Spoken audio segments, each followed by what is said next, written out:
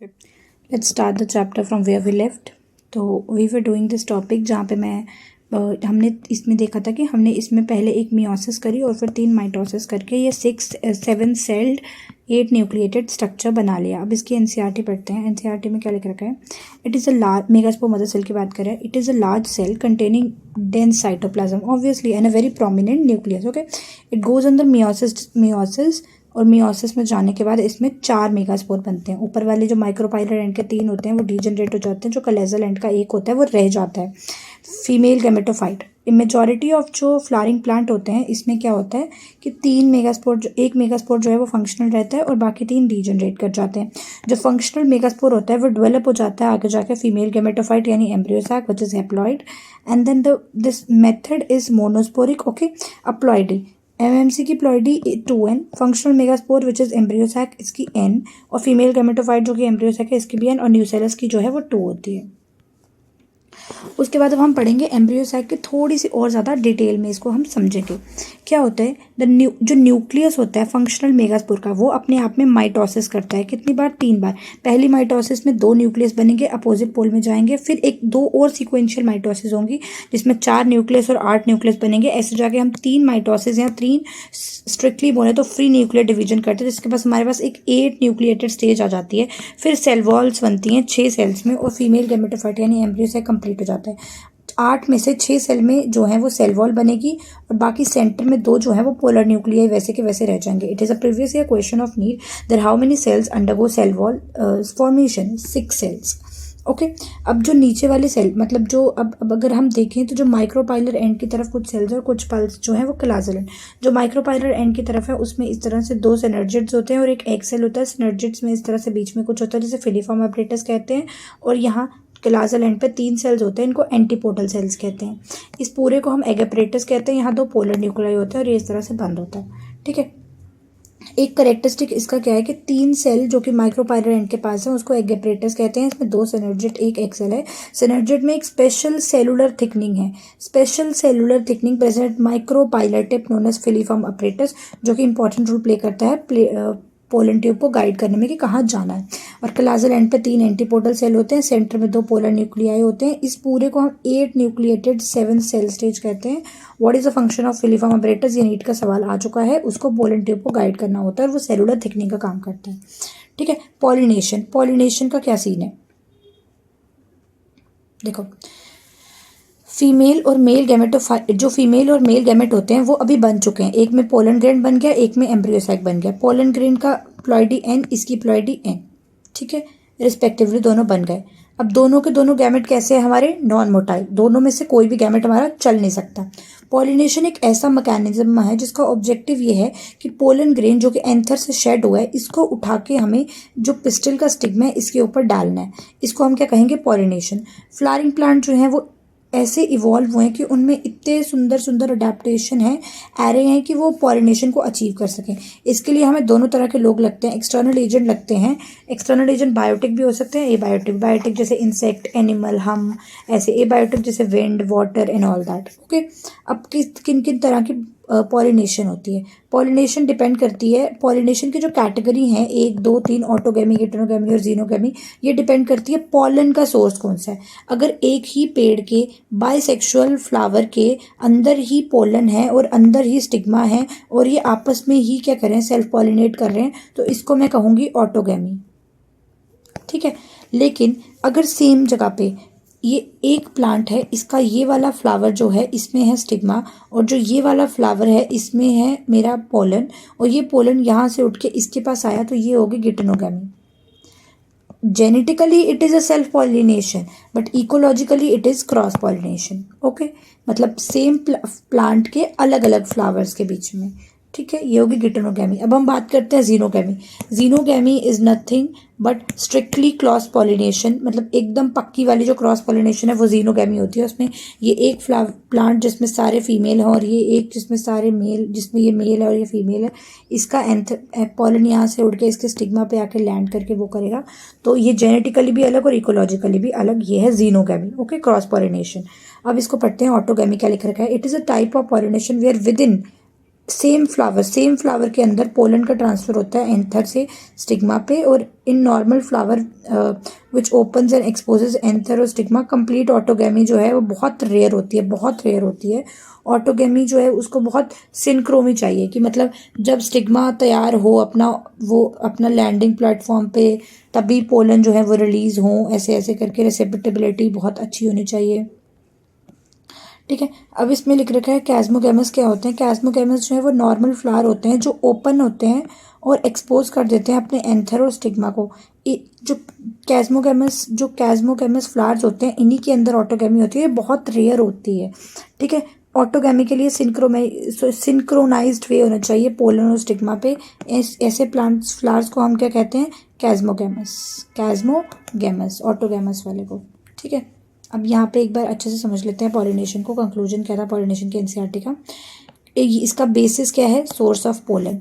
Pollination में male और female gamete दोनों नॉन मोटाइल होते हैं, दोनों को हमें ट्रैवल कराना होता है। ऑटोगैमी मतलब सेम फ्लावर, हेटेरोगैमी मतलब सेम प्लांट के अलग अलग फ्लावर, जीनोगैमी मतलब सेम स्पीशीज के अलग अलग प्लांट और अलग अलग फ्लावर। कैस्मोगैमस वो नॉर्मल फ्लावर जो खुलता है, अपने आप को इस तरह से एक्सपोज करते हैं कि उसका स्टिग्मा और एंथर जो है वो सेम टाइम पे एक्सपोज हो। इसमें कंप्लीट ऑटोगैमी इज रेयर। ठीक है, कंप्लीट ऑटोगैमी बहुत रेयर होती है। ऑटोगैमी के लिए सिंक्रोनाइजेशन होनी चाहिए। ठीक है, और एक होते हैं कैस्मोगैमस फ्लावर्स और एक होते हैं क्लिस्टोगैमस। क्लिस्टोगैमस नहीं खुलते, ये इनवेरिएबली ऑटोगैमस होते हैं। अच्छा, हमें समझ गई। ये देखो कैस्मोगैमस जो है ये नॉर्मल फ्लावर है जो खुल गया, जिसने अपना एंथर भी एक्सपोज कर दिया, स्टिग्मा भी एक्सपोज कर दिया। अब इसके स्टिग्मा पे कोई और पोलन भी तो आके ग्रो कर सकता है। अब इसका यहाँ से पोलन उड़ के बाहर भी तो जा सकता है, तो इसमें बहुत रेयर होती है ऑटोगैमी। जो कैस्मोगैमस फ्लावर होता है ना, इसमें बहुत रेयर होती है ऑटोगैमी। लेकिन जो क्लिस्टोगैमस होता है, ये क्लिस्टोगैमस ना अपने फूल को बंद करके रखता है, मतलब प्रॉपर ऐसे कवर करके रखता है, तो इसका पोलन अंदर ही शेड होता है, इसका स्टिग्मा सिर्फ इसी पोलन को ले सकता है। तो ये जो है ये क्या है, ये वो है जो एश्योर्ड कर रहे हैं कि हम सिर्फ क्या करें, ऑटोगैमी ही करें।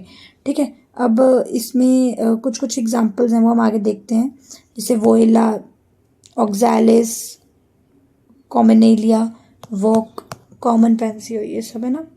अब गिटेनोगैमी में जो functionally it is a cross pollination but genetically it is an self pollination. हाँ, फंक्शन तो वो वैसा ही कर रहा है दूर दूर जाने का, but genetically it is a self pollination only. ठीक है, जीनोगैमी ओनली टाइप विच become genetically different pollen. Okay, उसके बाद अब हम एजेंट पढ़ते हैं कौन कौन से। हमने पढ़ा दोनों तरह के एजेंट हो सकते हैं, बायोटिक भी, एबायोटिक भी। एबायोटिक में आगे विंड, मोस्ट प्रोबेबली विंडी होती है, और एबायोटिक में वाटर भी होता है। जो विंड से होती है उसे हम कहते हैं एनीमोफिली, और जो पानी से होती है उसको कहते हैं हाइड्रोफाइल। एनीमोफाइल और हाइड्रोफाइल। बायोटिक में जानवर होते हैं डोमिनेंटली। कुछ जो पाइनस है, इसके विंग्ड पोलन ग्रेन होते हैं, मतलब इसके पोलन में ऐसे विंग्स होती हैं तो इसके पोलन खुद उड़ कर चले जाते हैं। मलबरी और मेज के जो पोलन है ये विंड के साथ विंड पॉलिनेट करते हैं। कुकुम्बर के जो पोलन है ये एनिमल पॉलिनेशन करते हैं। ठीक है, 30 जनरेशन है मोनोकॉट की, जो क्या करती हैं पानी से वो करती हैं अपने आप को। रेयर होता है फ्लावरिंग प्लांट्स में कि पानी के थ्रू वो करें, तो ये कुछ बहुत ही कॉमन है ABP में। एंजियोस्पर्म, ब्रायोफाइट और टेरिडोफाइट में बहुत कॉमन है।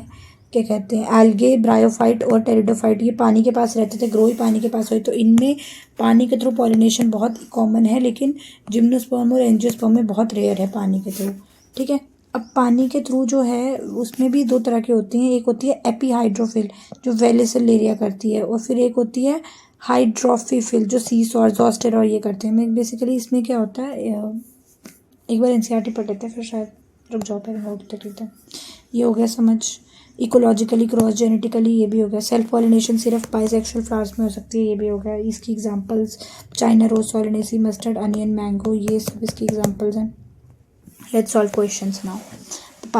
पपाया में मेल और फीमेल फ्लावर्स जो हैं वो अलग अलग उसमें अब इसमें बोल रखा है कि अलग अलग प्लांट पे मेल है, अलग अलग फीमेल है, तो इसमें क्या होगा, जीनोगैमी। ठीक है, डाइशियस कंडीशन प्रिवेंट व्हाट, जब आप डाइशियस हो मतलब आपके एक प्लांट पे सिर्फ मेल है और एक पे सिर्फ फीमेल है, तो ना आप ऑटोगैमी कर पाओगे ना आप गेटोनोगैमी कर पाओगे, ये दोनों नहीं कर पाओगे। अब जैसे मोनोइशियस है, जैसे कैस्टर और मेज, मोनोइशियस लाइक कैस्टर एंड मेज जो हैं। अब मुझे बताना है, मैंने इसका वो बना रखा था कॉस्मॉम, तो ये था सोलेनेसी, कैस्टर, मैंगो, मस्टर्ड, ऑक्सैली, मतलब ऐसे कुछ थे कॉस्मान। तो इसमें कैस्टर और मेश नहीं था, तो अगर ये मोनोइशियस हैं तो ये गिटोनोगेमी करेंगे। Geitonogamy is not prevented. ठीक है, अब ये एक एग्जांपल है इंटरब्रीडिंग की। क्या कैसे कैसे इंटरब्रीडिंग डिवाइसेस कैसे कैसे हम यूज़ करते हैं। जो बाइसेक्सुअल फ्लावर्स होते हैं, मतलब मोनो जो फ्लावर्स होते हैं, उनके बारे में बात करी गई है। क्लिस्टोगेमी मतलब आप फ्लावर की ओपनिंग ही नहीं हो रही, फ्लावर खुल ही नहीं रहा, ये सिर्फ और सिर्फ सेल्फ पॉलिनेट करेगा। होमोगेमी एक होता है कैस्मोगेमस, उसमें खुल जाते हैं। होमोगेमी में क्या होता है, एंथर और कार्पर जो है वो सेम टाइम पे मैच्योर होते हैं, बहुत सिंक्रोनाइजेशंस होती हैं इसमें, तो इसमें इसलिए यहाँ पे सेल्फ पॉलिनेशन हो जाती है। एक है बड पॉलिनेशन, इसमें कार्पल और ये मैच्योर होते हैं बड स्टेज में, तो पॉलिनेशन हो जाती है। Mature in the bud state pollination occur, example pea और राइस। क्लिस्टोगेमी में क्या होता है, क्लिस्टोगेमी के एग्जांपल है वोएला, कॉमिनेसेलिया और ऑक्सैलिस। वोएला, कॉमिनेलिया और ऑक्सैलिस। इसमें कैस्मोगेमस और क्लिस्टोगेमस दोनों तरह के फ्लावर्स होते हैं। कैस्मोगेमस वो फ्लावर्स हैं जो खुल जाते हैं, और क्लिस्टोगेमस वो फ्लावर्स हैं जो खुल नहीं पाते हैं। तो ये क्लिस्टोगेमी की एक वो एग्जांपल होगी। क्लिस्टोगेमी की एडवांटेज क्या है कि जो सीड सेट है वो पॉलिनेटर हो या नहीं हो उस पर डिपेंड नहीं करता, सीड सेट हमेशा रेडी रहता है। इसमें कोई भी प्रेशर नहीं होता प्लांट पे, क्योंकि वो बहुत चीप टू प्लांट, मतलब ना कोई नेक्टर ना कुछ, ना फ्लोरल डिवर्ट, कुछ भी नहीं देना अपने आप। देखो जो कैस्मोगेमस होते हैं इनमें क्या बहुत सिंक्रोनाइजेशन होती है कि जब एंथर खुलेगा तभी पॉलन खुलेगा और दोनों एक दूसरे को फ्यूज़ कर लेंगे। क्लिस्टोगेमस में तो हो गई अंदर। तो क्लिस्टोगेमी में सेल्फ पॉलिनेशन होती है। इसमें दो तरह के फ्लावर्स होते हैं, कैस्मोगेमस और क्लिस्टोगेमस, जिनकी एग्जाम्पल है ऑक्सैलिस, कॉमिनेलिस और वोएलिया। ठीक है,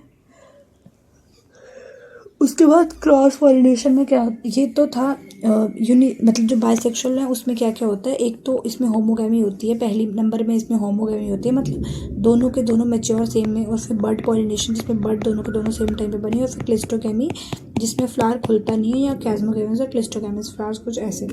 उसके बाद अगला आ जाता है हमारा, क्या कहते हैं, यूनिसेक्सुअल फ्लावर में क्या होता है। यूनिसेक्सुअल फ्लावर में होते हैं कैस्मोगेमस, फ्लावर ओपनिंग जो है वो खुली रहती है, फ्लावर की ओपनिंग हो जाती है। क्लिस्टोगेमी में क्लिस्टोगेमस फ्लावर और इसमें कैस्मोगेमस।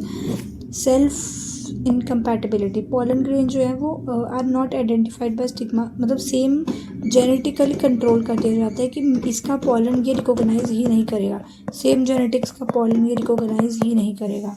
डाइचोगेमी और heterogamy, anther and carpel do not mature at same time, मतलब एंथर और कार्पल दोनों एक टाइम पर नहीं होगा, कार्पल पहले या एंथर पहले, ऐसा ऐसा कुछ हो जाएगा, लेकिन दोनों एक टाइम पे मैच्योर नहीं होंगे।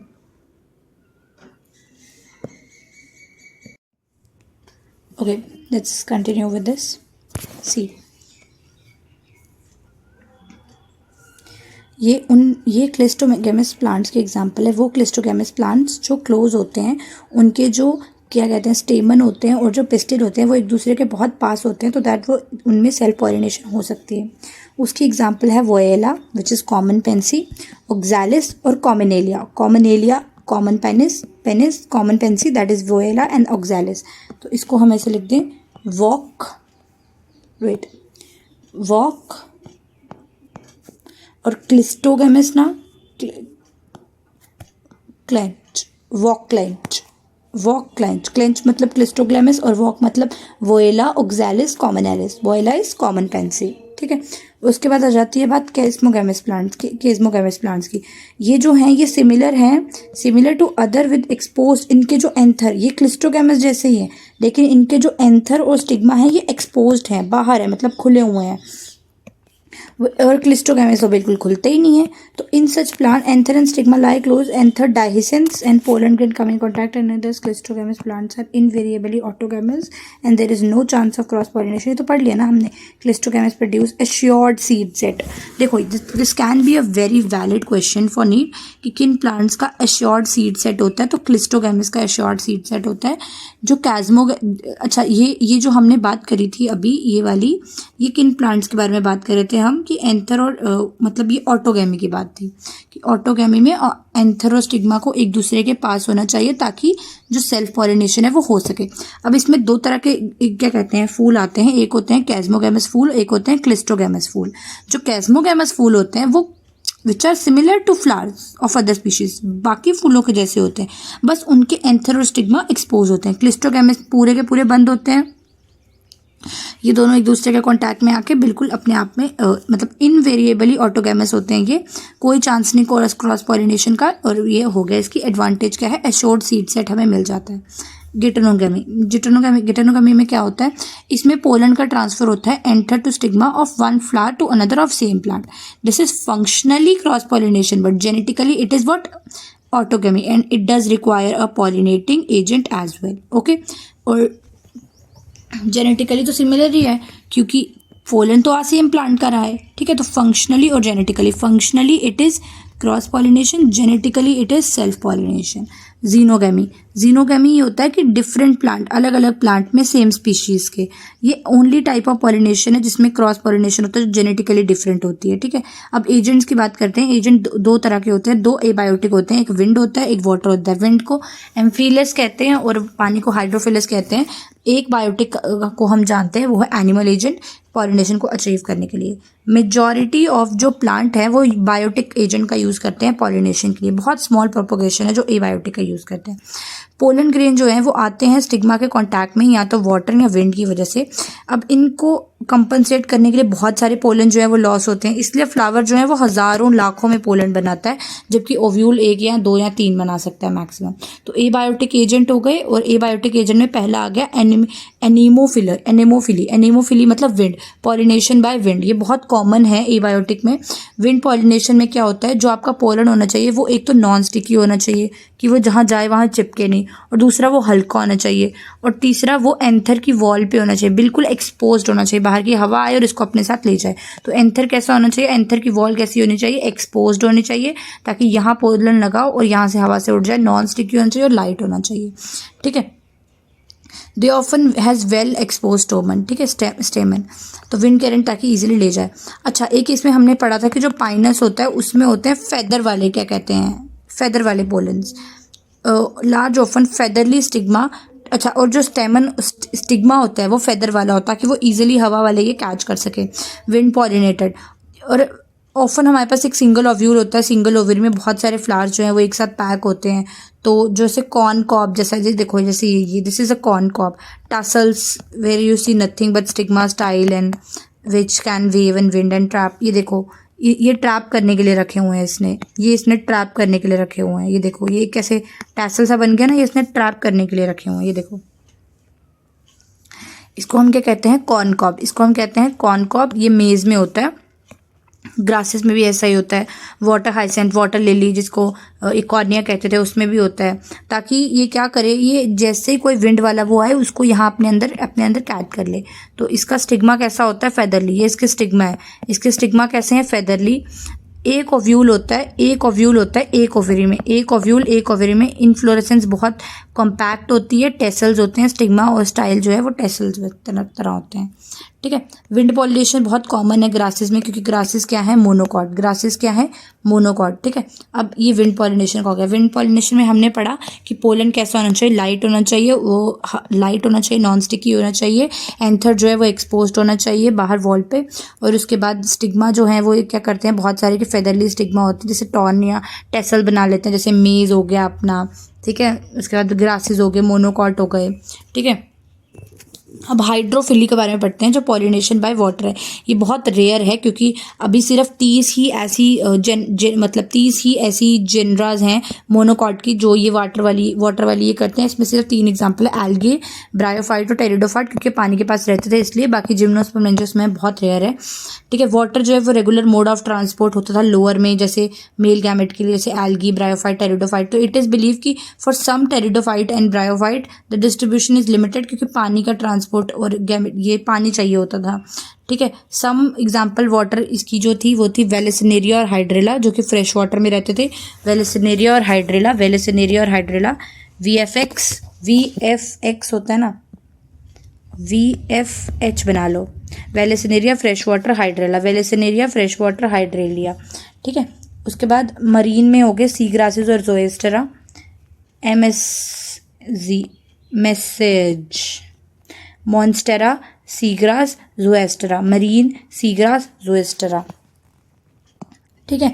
और वाटर हाइसेंथ और वाटर लिली जैसे जो हैं ये पानी के ऊपर आ जाते हैं ताकि विंड इनको पॉलिनेट कर सके। वाटर लिली और वाटर हाइसेंथ ये पानी के ऊपर आ जाते हैं ताकि विंड इनको पॉलिनेट कर सके। तो अगर सवाल आए कि कोई एक्वाटिक जो विंड पॉलिनेशन करता है तो वाटर लिली और वाटर हाइसेंथ, हम इसकी ओके।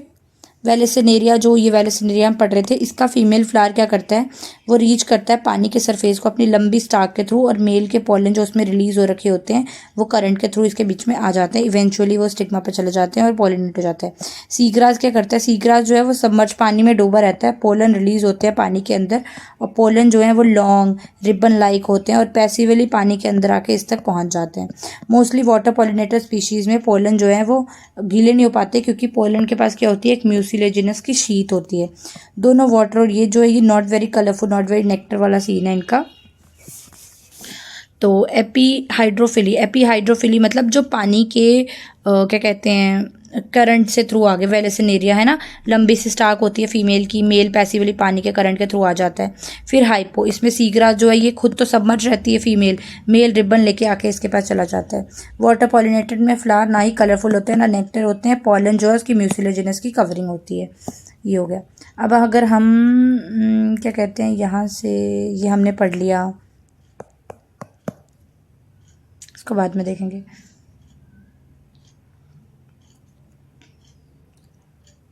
पॉलिनेटिंग एजेंट पढ़ते हैं। विंड को कहते हैं एनीमोफिली, पानी को कहते हैं हाइड्रोफिली। एबायोटिक मतलब नॉन लिविंग। मोस्ट कॉमन जो है, अच्छा बायोटिक में हो गया एंटीमोफिली, बायोटिक भी पढ़ा नहीं। विंड जो है वो ज़्यादा कॉमन होती है वाटर से, ठीक है। विंड की पॉलिनेशन को पढ़ लेते हैं। इसमें क्या होते हैं, flower odourless, nectarless, mostly colourless, छोटे छोटे साइज के। Flowers are often packed into inflorescence, inflorescence में ताकि हवा से जो पोलन आए उसको हम पकड़ सकें। ओव्यूल यूजुअली, इसके ओव्यूल में सिंगल ओवरी, ओवरी है सिंगल ओव्यूल, इसकी ओवरी है सिंगल ओव्यूल। स्टेमन जो है वो वेल एक्सपोज होना चाहिए, पोलन ग्रेन नॉन स्टिकी और लाइट होना चाहिए, और स्टिग्मा जो है वो बड़ा होना चाहिए और फेदरी होना चाहिए। इसकी सीरियल्स एग्जांपल जैसे पोएसी, ये वाली।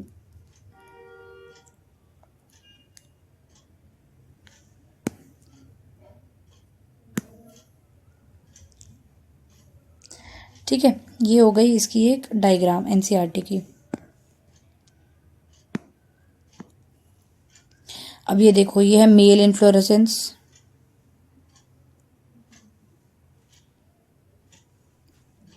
वेल एक्सपोज स्टेमन, स्टेमन इसके पूरे से वेल एक्सपोज्ड है ताकि हवा आए और इनको अपने साथ ले जाए, ठीक है। ये रही इनकी मेल इन्फ्लोरेसेंस, बिल्कुल खुली खुली खुली खुली खुली। और फीमेल इन्फ्लोरेसेंस कैसी है, ये फीमेल इन्फ्लोरेसेंस देखो, देखो ओवरी, लंबी स्टाल्क और ये पिस्टल, ये देखो टासल्स बन जाते हैं ऐसे, ऐसे बन जाते हैं ना उसमें मेज में, तो ये टासल्स में, कॉर्न कॉब में, इसमें स्टिग्मा और स्टाइल होते हैं फेदर वाले ताकि वो इनको कैच कर सके।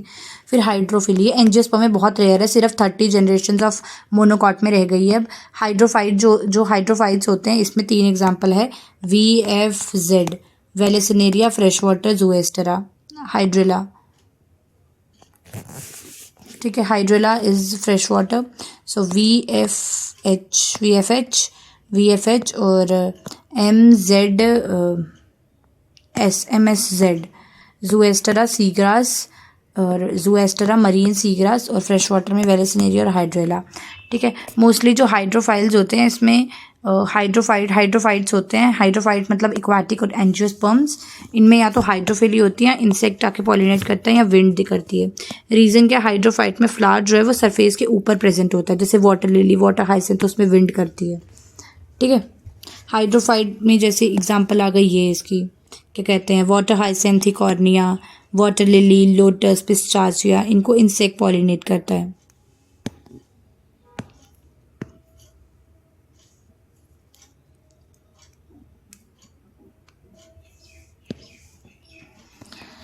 उसके बाद एपीहाइड्रोफिली, जो पानी के सरफेस के ऊपर होती है, पानी के सरफेस के ऊपर एपीहाइड्रोफिली।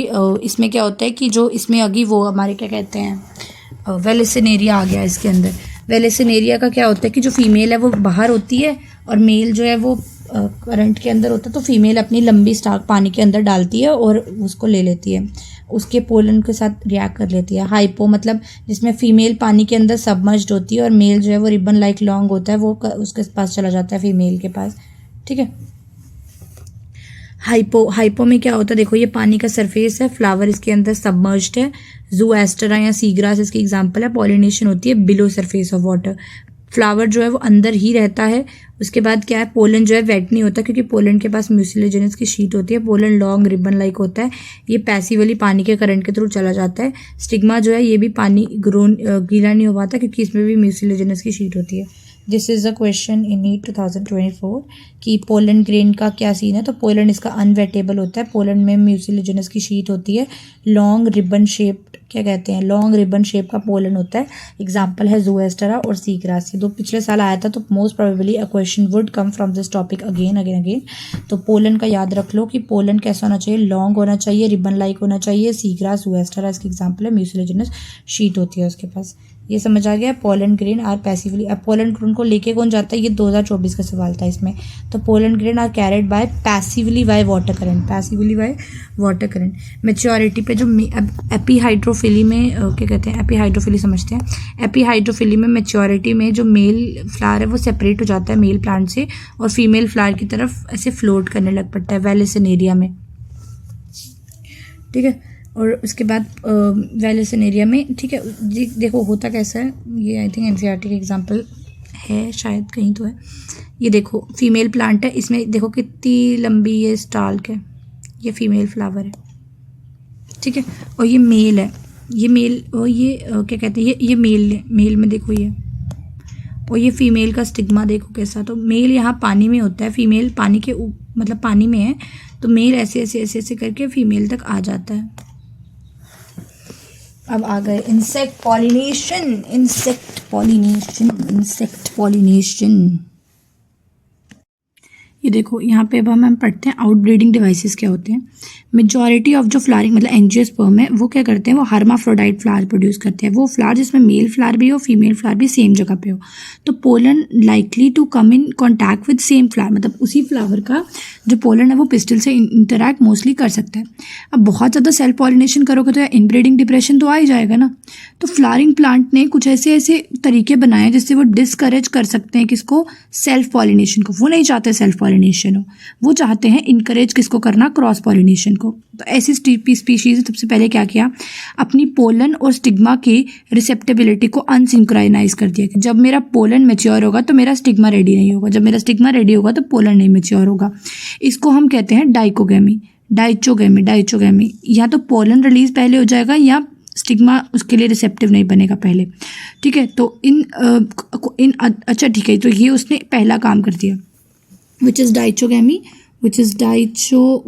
इसका मतलब है डाइचोगेमी, इसका मतलब है कि जब मेरा पोलन निकलेगा तो मेरा स्टिग्मा रेडी नहीं है, जब मेरा स्टिग्मा रेडी है तो मेरा पोलन नहीं निकलेगा। इस वजह से मुझे किसी और फ्लावर के साथ ही जाकर, किसी और प्लांट के फ्लावर के साथ ही जाकर मुझे वो करनी पड़ेगी, पोलिनेशन करनी पड़ेगी, ठीक है। तो पहला 4 मेथड अपनाया इन्होंने। पहला डाइचोगेमी जिसमें इन्होंने अपने क्या कहते हैं जो सिंक्रोनाइजेशन थी उसको बंद कर दिया। दूसरे में इन्होंने क्या किया, in other species the anther and stigma are placed at different positions so that the pollen can not come in contact with stigma of same flower, both these prevent autogamy, ठीक है। अब इसने क्या किया, पहले अगर पोलन यहाँ पे निकल रहा था तो स्टिग्मा भी यहाँ पे था, यहाँ से पोलन निकला और सीधा यहाँ पे पहुँच गया।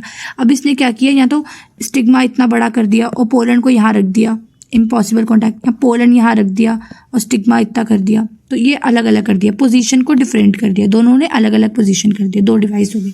तीसरा इन्होंने सेल्फ इनकम्पैटिबिलिटी को टू प्रिवेंट, इन्होंने सेल्फ इम्पैटिबिलिटी कर दी। एक जेनेटिक मैकेनिज्म है जिसमें आप सेल्फ पोलन को अलो नहीं करते अपने उसमें ओव्यूल में फर्टिलाइज करने के लिए, आप इनहिबिट करते हो उसकी पोलन ट्यूब को ग्रो करना अपनी पिस्टल में, ठीक है।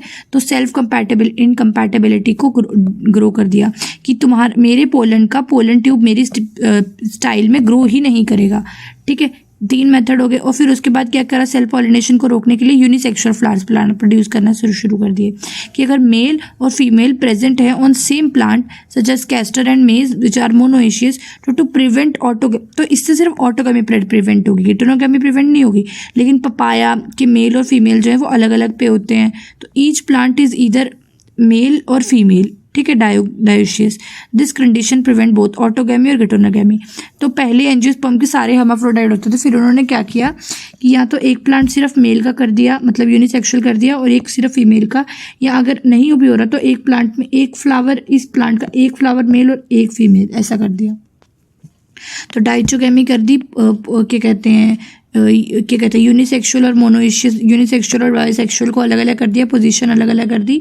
ये किस किस से किया कि ताकि ऑटोगेमी से प्रिवेंट हो सके, गिटोनोगेमी से नहीं।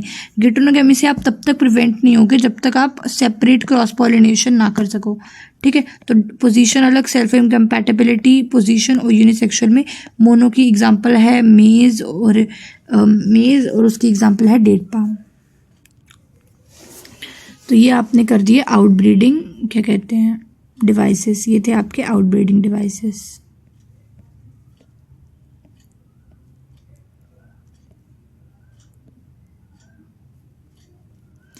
चलो आउटब्रीडिंग डिवाइसेस हो गए। अब थोड़ा इसको अच्छे से समझ लेते हैं आउटब्रीडिंग डिवाइसेस को।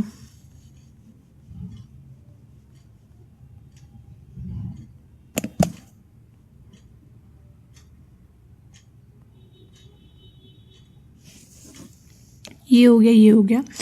अब देखो क्या हो गया, पहले तो यूनिसेक्सुअल फ्लावर्स बनाए आउटब्रीडिंग डिवाइसेस में अपने आप को उसे रोकने, फिर डाइचोकेमी करी, मतलब सेम टाइम पे दोनों को मैच्योर नहीं करा, फिर कैस्मोगैमस फ्लावर बना दिए, वो फ्लावर जो खुल सकते हैं, फिर उसके बाद सेल्फ इनकम्पैटिबिलिटी को इंक्रीज़ कर दिया, ठीक है। 4 काम करे ये उसने अपने आप को इससे रोकने के लिए।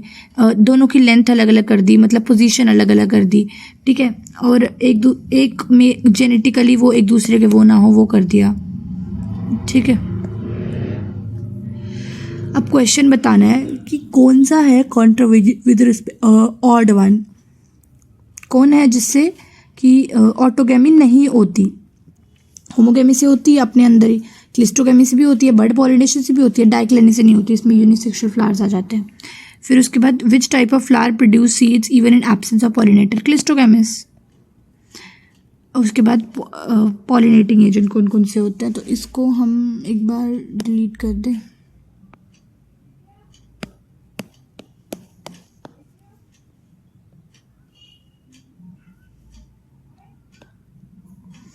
पॉलिनेटिंग एजेंट में हमारे पास विंड और वाटर है। विंड ज़्यादा यूज़ होती है पानी से, और विंड जो है वो उसको एंटीमोफिली कहते हैं, और पानी को हाइड्रोफिली कहते हैं, एनीमोफिली भी कहते हैं विंड को, एंटीमोफिली कहते हैं हम इसको इंसेक्ट्स वाले को।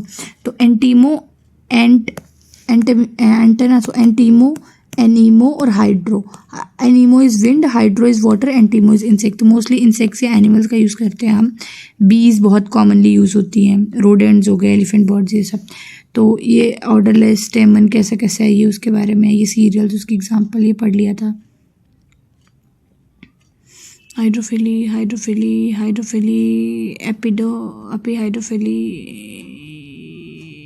ये रह गया था ना एक।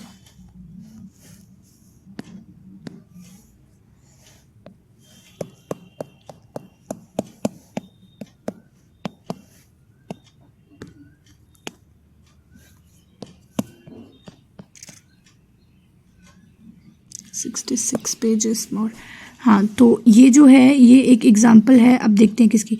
ये फीमेल फ्लावर है, लंबा सा इसका स्टॉल्क है, और ये फीमेल फ्लावर ऊपर है, ये मेल फ्लावर है, ठीक है। अब इसके बाद ये फीमेल फ्लावर है, अभी भी इसका स्टिग्मा देखो कितना ऊपर ऐसे खुला खुला सा है, ताकि ये मेल आए और इसके पास आके चला जाए। तो ये एनसीईआरटी में एग्जांपल दे रखी हुई है पॉलिनेशन बाय वाटर वेलेसिनेरिया की, ठीक है। वेलेसिनेरिया का मैं समझा देती हूँ क्या होता है वेलेसिनेरिया में। वेलेसिनेरिया में फ़ीमेल काफ़ी लंबी होती है, पानी के ऊपर होती है, समझ लो पानी यहाँ पे ख़त्म हो गया तो ये पानी के ऊपर होती है, और ये मेल जो है ये पानी में तैर रहे होते हैं, तो ये अपने इसको पानी में गिराती है, ये इसके पास आ जाता है, जैसे ये वाटर करंट है तो पैसिवली पानी के करंट इसको इसके पास ले आते हैं और ये इसके अंदर चले जाते हैं। हो गया। एनीमोफिली पढ़ लिया हमने विंड वाली, हाइड्रोफिली पढ़ लिया हमने पानी वाली। अब बारी आ गई एंटीमोफिली की। एंटीमोफिली मतलब इंसेक्ट पॉलिनेशन। इसमें सबसे मोस्ट कॉमन जो है वो है प्रॉपर्टी ऑफ फ्लावर्स। जो फ्लावर्स की प्रॉपर्टी है वो इसमें सबसे कॉमन होती है। हैव ओडर और मतलब कि इसमें स्मेल और ये सब भी होती है। ब्राइटली कलर फ्लावर्स होते हैं, मोस्टली उसमें नेक्टर होता है, मोस्टली लार्ज साइज के होते हैं। स्टिग्मा जो है वो इसका स्टिकी स्टिकी सा होता है।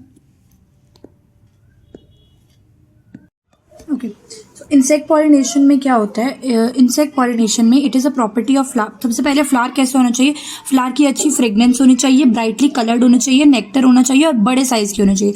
जो हम पीछे पढ़ रहे थे विंड पॉलिनेशन के लिए और हाइड्रो के लिए, उसमें हमारे फ्लावर्स में ना ऑर्डर थी, ना उनके ब्राइट कलर था, ना नेक्टर था, साइज़ भी छोटा था। उनका जो स्टिग्मा था वो नॉन स्टिकी था, उसमें क्या थी? म्यूसिलेजिनस शीट थी और पोलन ग्रेड में भी थी, और स्टिग्मा काफ़ी लंबा था और आउटरीच था। इसमें स्टिग्मा कैसा होना चाहिए? स्टिकी होना चाहिए। ठीक है, स्टिग्मा कैसा होना चाहिए? स्टिकी होना चाहिए। फूल अगर छोटे साइज़ के हैं तो वो पैक होंगे किसमें? इन्फ्लोरेसेंस में। उसमें भी फूल छोटे साइज़ के थे, कंपैक्टली पैक थे इन्फ्लोरेसेंस में। अगर फूल छोटे साइज का तो वो कहाँ पैक होगा? इन्फ्लोरेसेंस में। To be conspicuous clear to, मतलब कि ताकि इंसेक्ट देख सके कि हाँ कुछ तो है इस इधर।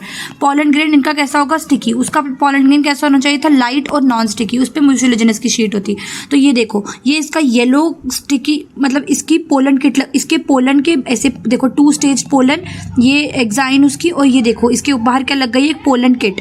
क्या लग गई? पोलन के बाहर एक स्टिकी कलर की शीट लग गई जिसका नाम है पोलन किट। येलो कलर की स्टिकी कवरिंग होती है पोलन किट। येलो कलर की स्टिकी कवरिंग पोलन किट। ये देखो, ये जमीन खंड है, इसको एमॉर्फेलस कहते हैं। ये 6 फीट लंबा टॉल एक फ्लावर होता है इसका, जमीन खंड का।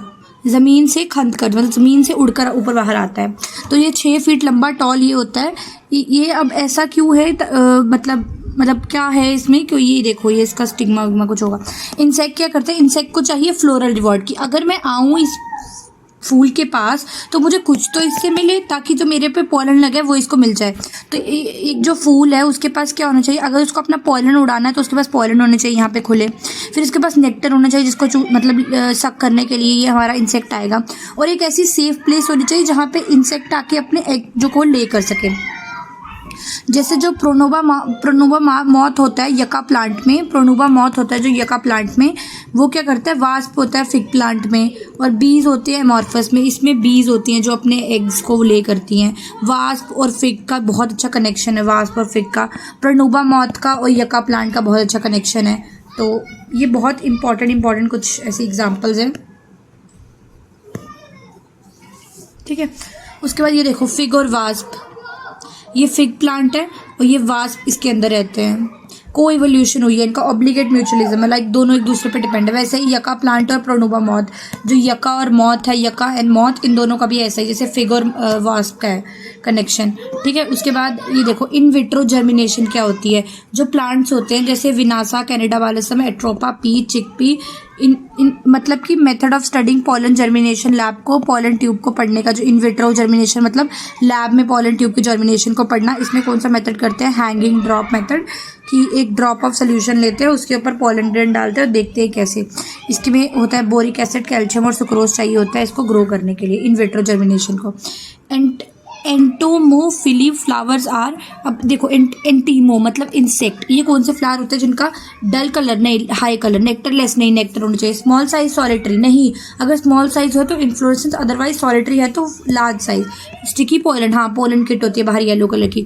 एग्जाम्पल क्या है पॉलिनेटेड फ्लावर्स की? Pollinated water pollinated flowers. Water pollinated flowers में हमने 2 चीज़ें पढ़ी थी, एक था VFH फ्रेश वाटर वेलेसिनेरिया हाइड्रिला, और एक था MSZ क्या कहते हैं मरीन में सीग्रास, और क्या कहते हैं ज़ूएस्ट्रा, और इसके बाद सी लिली और वाटर लिली और वाटर हाइसेंथ होते पानी में लेकिन करते विंड पॉलिनेशन है। तो वेलेसिनेरिया, हाइड्रिला और ज़ूस्टेरा हमें यहाँ से मिल गए।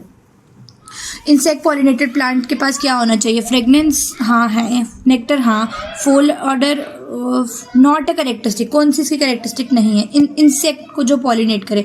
म्यूसिलेजिनस कवरिंग नहीं होनी चाहिए। म्यूसिलेज की कवरिंग तो अब होती है जब आप हाइड्रोफिलिस करो पानी में जाकर, ताकि आप गीले ना हो जाए। इसमें तो स्टिकी होने चाहिए उल्टा। ठीक है, उसके बाद पोलन पिंटर, पोलन और पिस्टल की जो इंटरेक्शन है वो पढ़ेंगे। All the events occur after deposition of pollen. हाँ, सबसे पहले क्या होता है? ये हमारा स्टिग्मा है, स्टिग्मा के ऊपर जब तक पोलन आएगा उसके बाद ही सब कुछ शुरू होगा। अब हम पढ़ेंगे फर्टिलाइजेशन कैसे हो रही, गैमेट्स वैमेट्स सब हमने पढ़ लिया। तो ये पोलन आएगा इस स्टिग्मा पे, यहाँ पे क्या होगी ये हमारी पोलन और पिस्टल, ये हमारी क्या कहते हैं पिस्टल है पूरा स्ट्रक्चर, इसकी और पोलन की इंटरेक्शन होगी। पोलन यहाँ से एंटर होगा, यहाँ पे एक्साइन में जो एक होल था जर्मपोर, वहाँ से पोलन ट्यूब निकलेगी और स्टाइल में क्या करेगी, ग्रो करेगी। इस पोलन ट्यूब के थ्रू इसमें जो हमारे दो सेल थे, वेजिटेटिव सेल और जनरेटिव सेल, या फिर हमारे जो दो मेल गैमेट थे और एक वेजिटेटिव सेल था, वेजिटेटिव सेल यहीं रह जाता है, जनरेटिव सेल यहाँ पे आकर डिवाइड करता है दो मेल गैमेट में, वो मेल गैमेट हमारा अंदर जाता है फ्यूनिकल और हाइलम, ये वाला जो क्या कहते हैं माइक्रोपाइलर एंड, और इसके थ्रू अंदर यहाँ से अंदर एंटर करता है, और जो माइक्रोपाइलर एंड के पास एग एपरेटस होता है वहाँ एग के साथ जाकर फ्यूज करके जाइगोट बना लेता है। तो इसमें क्या होता है, एक एंट्री होती है इसकी एम्ब्रियो सैक में, विच इज़ हैप्लॉइड, और ये सब हैप्लॉइड है। केमिकल डायलॉग होता है, स्टिग्मा और पोलन ग्रेन के बीच में केमिकल डायलॉग होता है, मतलब ये पोलन ग्रेन एक केमिकल रिलीज करता है, अगर स्टिग्मा को वो केमिकल पसंद है तो ही, क्योंकि ऐसा भी तो होता है किसी और स्पीशीज़ का पोलन आके स्टिग्मा पे आ जाए, तो उसी का वही केमिकल डायलॉग होता है इनके बीच में।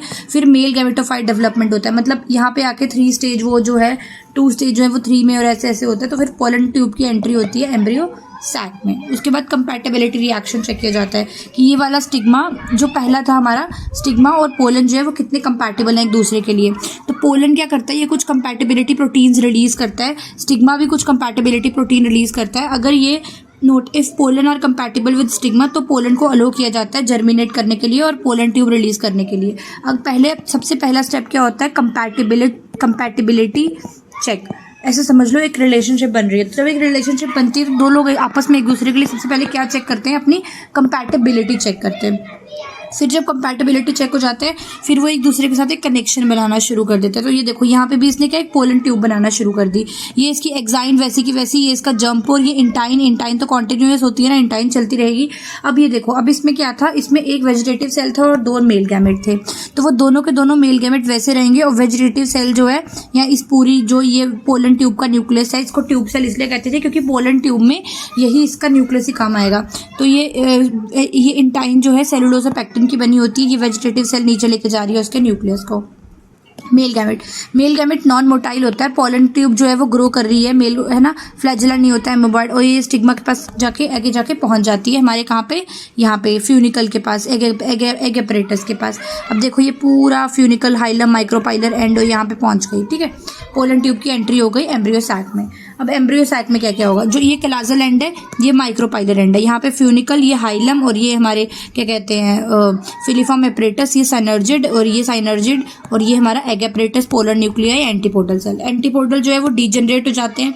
अब क्या क्या होगा वो देखेंगे हम सबसे पहले। Antipodal degenerate, one of the synergid degenerate, एक सिनर्जिड डीजनरेट कर जाता है जब जैसे ही पोलन ट्यूब की एंट्री होने वाली होती है उससे पहले। सिनर्जिड का काम ही यही होता है कि वो पोलन ट्यूब को रास्ता दिखाए, रास्ता पोलन ट्यूब अंदर आने वाली है। अब एक सिनर्जिड डीजनरेट हो जाएगा, हमारे तीनों के तीनों एंटीपोडल जो है वो डीजनरेट हो जाएंगे। पोलन ट्यूब एंट्री ले लेती है कहाँ पे, साइटोप्लाज्म के अंदर। Pollen tube take entry into cytoplasm of synergid and one of the synergid also degenerate. तो क्या क्या चेंजेस हुए अब हमें ये देखना है। तीनों के तीनों हमारे एंटीपोडल खत्म हो गए, हमारा एक साइनर्जिड डीजनरेट हो गया। अब हमारे पास एक ये सेल बच गया, एक ये सेल, एक ये सेल। हमारे पास टोटल कितने सेल बच गए, 3 सेल। ये तो पोलर न्यूक्लियाई बीच में रहेंगे, ये एग है इसके साथ वो करेगा, और एक साइनर्जिड अभी बचा हुआ है। तो अब हमारे पास क्या बचा है, एक हमारे पास सेंट्रल सेल बचा है, एक क्या कहते हैं एक ये पोलर न्यूक्लियाई है यहाँ पे, और ये एग सेल है।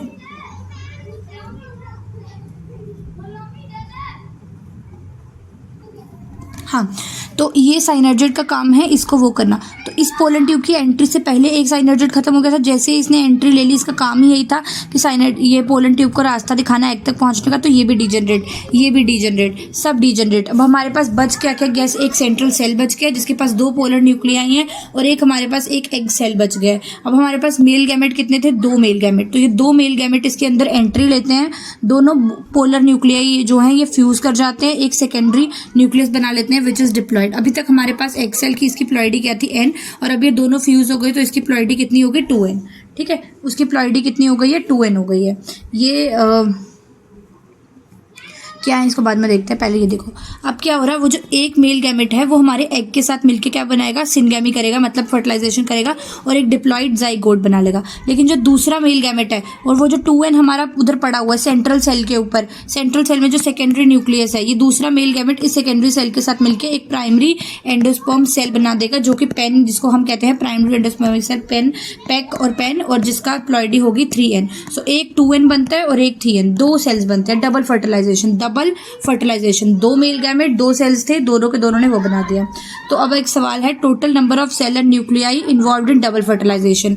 न्यूक्लियाई कितने इन्वॉल्व हैं? 1 2 3 4। और टोटल सेल कितने इन्वॉल्व हैं? 1 2 3 4।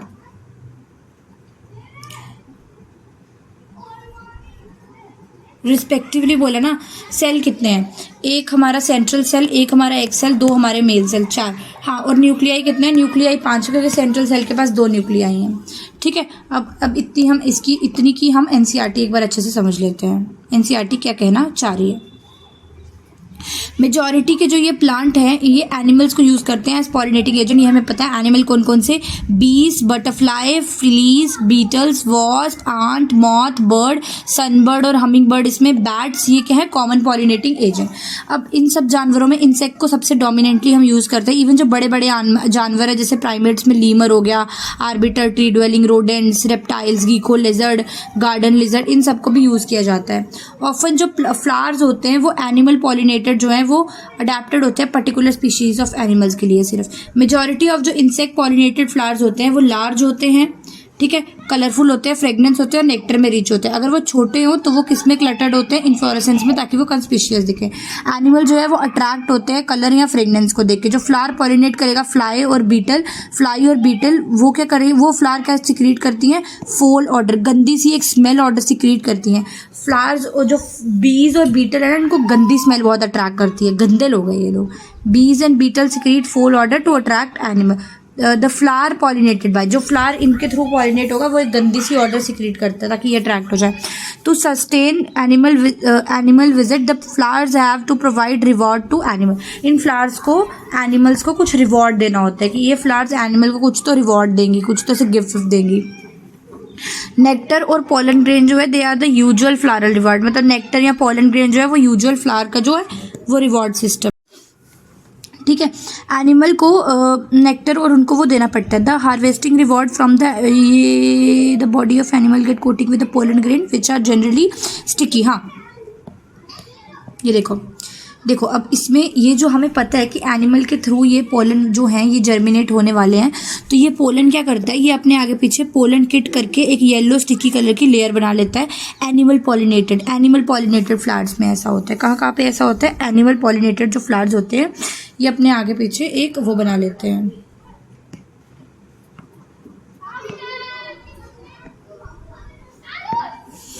ठीक है, उसके बाद जब ये एनिमल कैरी करके जाता है इस पोलन को अपनी बॉडी के साथ, तो वो जहाँ स्टिग्मा के साथ कांटेक्ट में आएगा वहाँ पॉलिनेशन हो जाएगी। कुछ स्पीशीज़ में क्या होता है? बहुत टॉल फ्लावर होता है, जैसे एमॉर्फिलस, ज़मीन खंड, ये 6 फीट लंबा होता है हाइट में। सिमिलर रिलेशनशिप होती है मॉथ और यका के बीच में और वास्प और फिग के बीच में।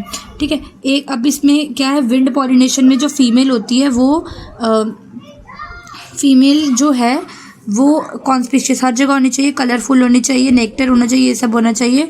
और मेल का जो है वो लाइट होना चाहिए, उसके पास एक पोलन किट नाम की चीज़ होनी चाहिए। तो ये वेलेसिनेरिया की थी, हमने पढ़ ली थी। उसके बाद this is an insect pollination, कि इंसेक्ट कैसे इसके ऊपर आके बैठ रहे हैं एंड ऑल दैट। ठीक है, और उसके बाद ये कंप्लीट, अब इसमें जो वास्प और फिग है ये एक दूसरे के बिना अपना लाइफ साइकिल कंप्लीट ही नहीं कर सकते। मॉथ और यका जो है ये एक दूसरे के बिना अपना लाइफ साइकिल कंप्लीट नहीं कर सकते। मॉथ जो है वो ओवरी के जो ओव्यूल है वहाँ पे अपने एग्स को जर्मिनेट करता है और फ्लावर इन टर्म में पॉलिनेट हो जाता है मॉथ की मदद से। अब मॉथ का लार्वा जो है वो बाहर आता है एग से, जैसे जैसे सीड जो है वो डेवलप करना स्टार्ट कर जाता है। ठीक है, तुमने कभी देखा होगा, ये पूछ रहे हैं कि cucumber, mango, people, coriander, papaya, ये जो जितने भी हैं ये इनमें कौन कौन से which animal visit them whether they are pollinator and patiently you have to observe. बहुत सारे इंसेक्ट पोलन कंज्यूम करते हैं नेक्टर बिना कोई पॉलिनेशन का वो भी लाए हुए, तो इनको फ्लावर विजिटर्स, ऐसे फ्लावर विजिटर्स को हम क्या कहते हैं? पोलन या नेक्टर रॉबर्स कहते हैं। ठीक है, उसके बाद आउटब्रीडिंग डिवाइसेस पढ़ेंगे। आउटब्रीडिंग डिवाइसेस में हमने पहले ही पढ़ लिया था। ये क्या करेगा? ये डिस्करेज करेगा क्रॉस सेल्फ पॉलिनेशन को, इनकरेज करता है क्रॉस पॉलिनेशन को, ताकि इनब्रीडिंग डिप्रेशन ना हो। इसमें 4 चीज़ें हैं। पहली है कि आप डाइकोकेमी करोगे, मतलब आप क्या करोगे? जब आपका पोलन मेच्योर होगा तब आपका स्टिग्मा नहीं मेच्योर होना चाहिए। जब आपका स्टिग्मा मेच्योर हो तब आपका पोलन नहीं मेच्योर होना चाहिए। पोजीशन अलग कर दो, या स्टिग्मा ऊंचा कर दो, पोलन नीचा कर दो, या पोलन लंबा कर दो, स्टिग्मा नीचे कर दो। सेल्फ इनकम्पैटिबिलिटी, जेनेटिकली मैकेनिज्म के थ्रू आप अपने पोलन को, सेल पोलन को सेम फ्लावर के उसमें पॉलिनेट नहीं करा सकते, आप इनहिबिट ही करोगे। यूनिसेक्सुअल आप क्या करोगे, आप यूनिसेक्सुअल फ्लावर्स को प्रमोट करोगे, और अगर आप वो नहीं भी कर पा रहे हो तो आप एटलीस्ट इतना तो करोगे कि एक प्लांट में एक फ्लावर फीमेल और दूसरा मेल हो, ताकि कम से कम जिटेनोगैमी हो, ऑटोगैमी को आप रोक सकते हो। और अगर आप यूनिसेक्सुअल फ्लावर्स बनाओगे तब तो बढ़िया, तब तो आप दोनों ही रोक रहे हो, आप सिर्फ जीनोगैमी करवा रहे हो।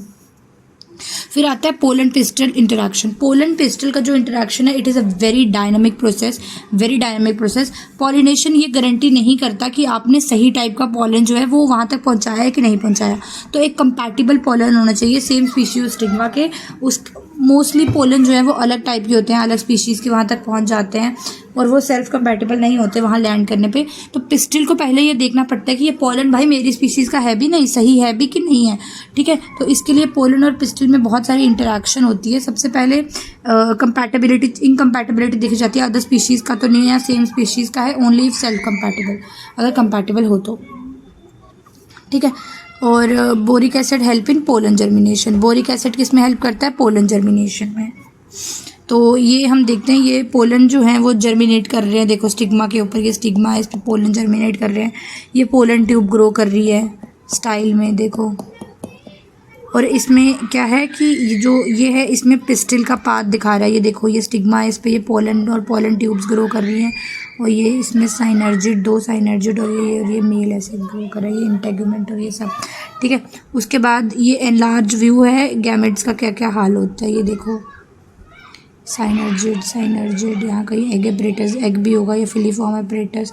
इसमें फिलीफॉर्म एपरेटस आपको पता क्यों नहीं दिख, ये एग है, एक ही साइनर्जिड दिख रहा है, क्योंकि the moment this pollen tube has to enter in it, एक साइनर्जिड डीजनरेट हो जाता है, और जो हमारे ऊपर वाले सेल्स होते हैं एंटीपोडल सेल, वो भी डीजनरेट हो जाता है, एक ये फिलीफॉर्म एपरेटस बचता है।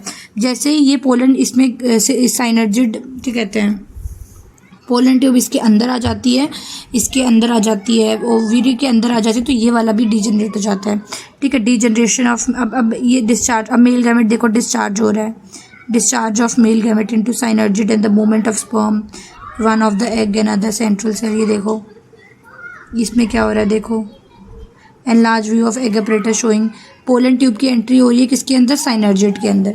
इसके अंदर एंट्री होती है, साइनर्जिड खुद डीजनरेट हो जाएगा, पोलन ट्यूब अपने मेल गैमेट इसमें रिलीज कर देगा, एक इससे फ्यूज, एक इससे फ्यूज, एक में सिंगल न्यूट्रल डबल, एक में एक तरह के, एक में 2 एक में 3 ऐसे ऐसे जाइगोट बन जाते हैं फर्टाइल। अगर पोलन गलत टाइप का है तो पिस्टिल उसको रिजेक्ट कर देगा, लेकिन अगर पोलन सही टाइप का है उसको एक्सेप्ट या रिजेक्ट करने से ही पता चलता है क्या होगा। The dialogue is mediated by chemical component of pollen interacting with those of pistil. तो पोलन और पिस्टिल की सबसे पहले एक केमिकल इंटरैक्शन होती है, इससे पता चलता है ये मेरे इसका है भी कि नहीं है, ठीक है। जैसे जैसे कंपैटिबिलिटी पॉलिनेशन होती है, पोलन जो है वो जर्मिनेट करता है स्टिग्मा के ऊपर, अपनी पोलन ट्यूब को जंप पोर के थ्रू नीचे की तरफ वो करता है, पोलन ट्यूब ग्रो करती है स्टिग्मा के टिश्यूज़ की तरफ, ओवरी तक पहुंचती है। उसके बाद पोलन जो है वो पोलन जो ग्रेन थे जो शेड हुए थे 2 सेल कंडीशन में, वेजिटेटिव और जनरेटिव, ऐसे सेल में जनरेटिव सेल जो है वो डिवाइड कर जाता है 2 मेल गैमेट में। जैसे जैसे पोलन की ग्रोथ हो रही होती है स्टिग्मा के, पोलन ट्यूब की ग्रोथ हो रही होती है स्टिग्मा के ऊपर, जो 3 सेल में हुए होते हैं उनकी जो है वो सीधा सीधा बिगिनिंग से ही पोलन ट्यूब जो है वो ओवरी तक पहुंचती है, माइक्रोपाइलर एंड पे एंटर करती है, एक साइनर्जिड के अंदर एंटर कर जाती है। बहुत सारी चीज़ें से दिखाती है कि जो फिलीफॉर्म एपरेटस प्रेजेंट होता है वो ऑफ द साइनर्जिड वो गाइड करता है पोलन ट्यूब की एंट्री को। ये जितने भी इवेंट है इसके बाद पोलन जो स्टिग्मा पे हुआ था until pollen tube enter the ovule together, it is known as pollen pistil interaction. It is a very dynamic process involving pollen recognisation, फिर प्रमोट करना है, इनहिबिट करना है, और ये मतलब नॉलेज जो है ये होनी चाहिए प्लांट ब्रीडर को पोलन पिस्टल की क्या होता है क्या नहीं, ताकि वो हाइब्रिड सही उसका ढूंढ सके। In stigma generative cell divide, stigma के ऊपर जनरेटिव सेल डिवाइड करता है, yes it does. Generative cell divide and form 2 male gamete during the growth of pollen tube on in stigma. उसके बाद the knowledge gained in this area, हाँ है ना। उसके बाद you can also study flowers like pea, chickpea, crotalaria, balsam, वेनेसा। इसको जब हम क्या करेंगे, हम एक स्लाइड लेंगे जिसमें हम शुगर सोल्यूशन लेंगे, शुगर सोल्यूशन 10%, बोरिक एसिड लेंगे, शुगर सोल्यूशन लेंगे, बोरिक एसिड लेंगे, और उसको हम 15 से 30 मिनट स्लाइड के ऊपर देखेंगे तो हम देखेंगे इन विट्रो जर्मिनेशन पढ़ेंगे हम। इन विट्रो जर्मिनेशन जिसको कहते हैं हैंगिंग ड्रॉप मेथड, इसको क्या कहते हैं, हैंगिंग ड्रॉप मेथड कहते हैं, ठीक है। उसके बाद इसमें क्या होता है, हम आर्टिफिशियल हाइब्रिडाइजेशन करते हैं, जो क्रॉप इम्प्रूवमेंट में हमें जो जो चीज़ चाहिए वो डिज़ायर्ड फॉर्म में और कंटामिनेशन को बिना प्रिवेंट करे हम ये कराते हैं। हम डिज़ायर्ड पॉलन ग्रेन देते हैं और स्टिग्मा को प्रोटेक्ट करके उसको उसके ऊपर लगा देते हैं। इसकी कुछ टेक्निक्स है, जैसे इमैस्कुलेशन और बैगिंग। इमैस्कुलेशन होता है रिमूवल ऑफ एंथर। आपने एक बाइसेक्सुअल प्लांट लिया, उसमें से आपने एंथर निकाल दिया, अब उसमें सिर्फ स्टिग्मा फ्लावर बड में एंथर के डाइसेंस होने से पहले ही आपने एंथर को इमैस्कुलेट उसको निकाल दिया फोर्सेप की मदद से, तो आपने इमैस्कुलेट कर दिया। और इमैस्कुलेट जो है इसमें आपने कवर कर दिया उसको सूटेबल साइज और बैग बटर पेपर से, ताकि स्टिग्मा को कोई और अनवांटेड पोलन आके उसको वो ना कर जाए। तो आपने बैगिंग कर दी। जब स्टिग्मा जो है वो बैग्ड है, वो रेसिप्टेबल हो जाएगा किसी मैच्योर पोलन को लेने के, तो आपने जो एंथर आपको चाहिए था वो एंथर आपने उस पर डाल के फ्लावर को रीबैक कर दिया और आपने फ्रूट को अलो कर दिया कि फ्रूट भाई अब तो ग्रो कर जा। इन अ मेल पेरेंट अगर एक फीमेल जो है वो यूनिसेक्सुअल फ्लावर प्रोड्यूस करती है तो इमैस्कुलेशन की कोई ज़रूरत नहीं है। A female flower bud are bagged before the flower are open. उसको बैग किया जाता है ताकि फ्लावर खुलने से पहले। जब स्टिग्मा रिसेप्टेबल हो जाए तो पॉलिनेशन करवाई जाती है डिज़ायर्ड पॉलन से और फिर उसको रीबैक कर दिया जाता है। फीमेल यूनिसेक्सुअल है तो सिर्फ बैगिंग, ओनली बैगिंग। और अगर बाईसेक्सुअल है तो इमैस्कुलेशन भी, बैगिंग भी, वो भी बर्ड स्टेज में, ताकि कंटामिनेशन ना। बैगिंग बस इसलिए कि कंटामिनेशन ना हो जाए।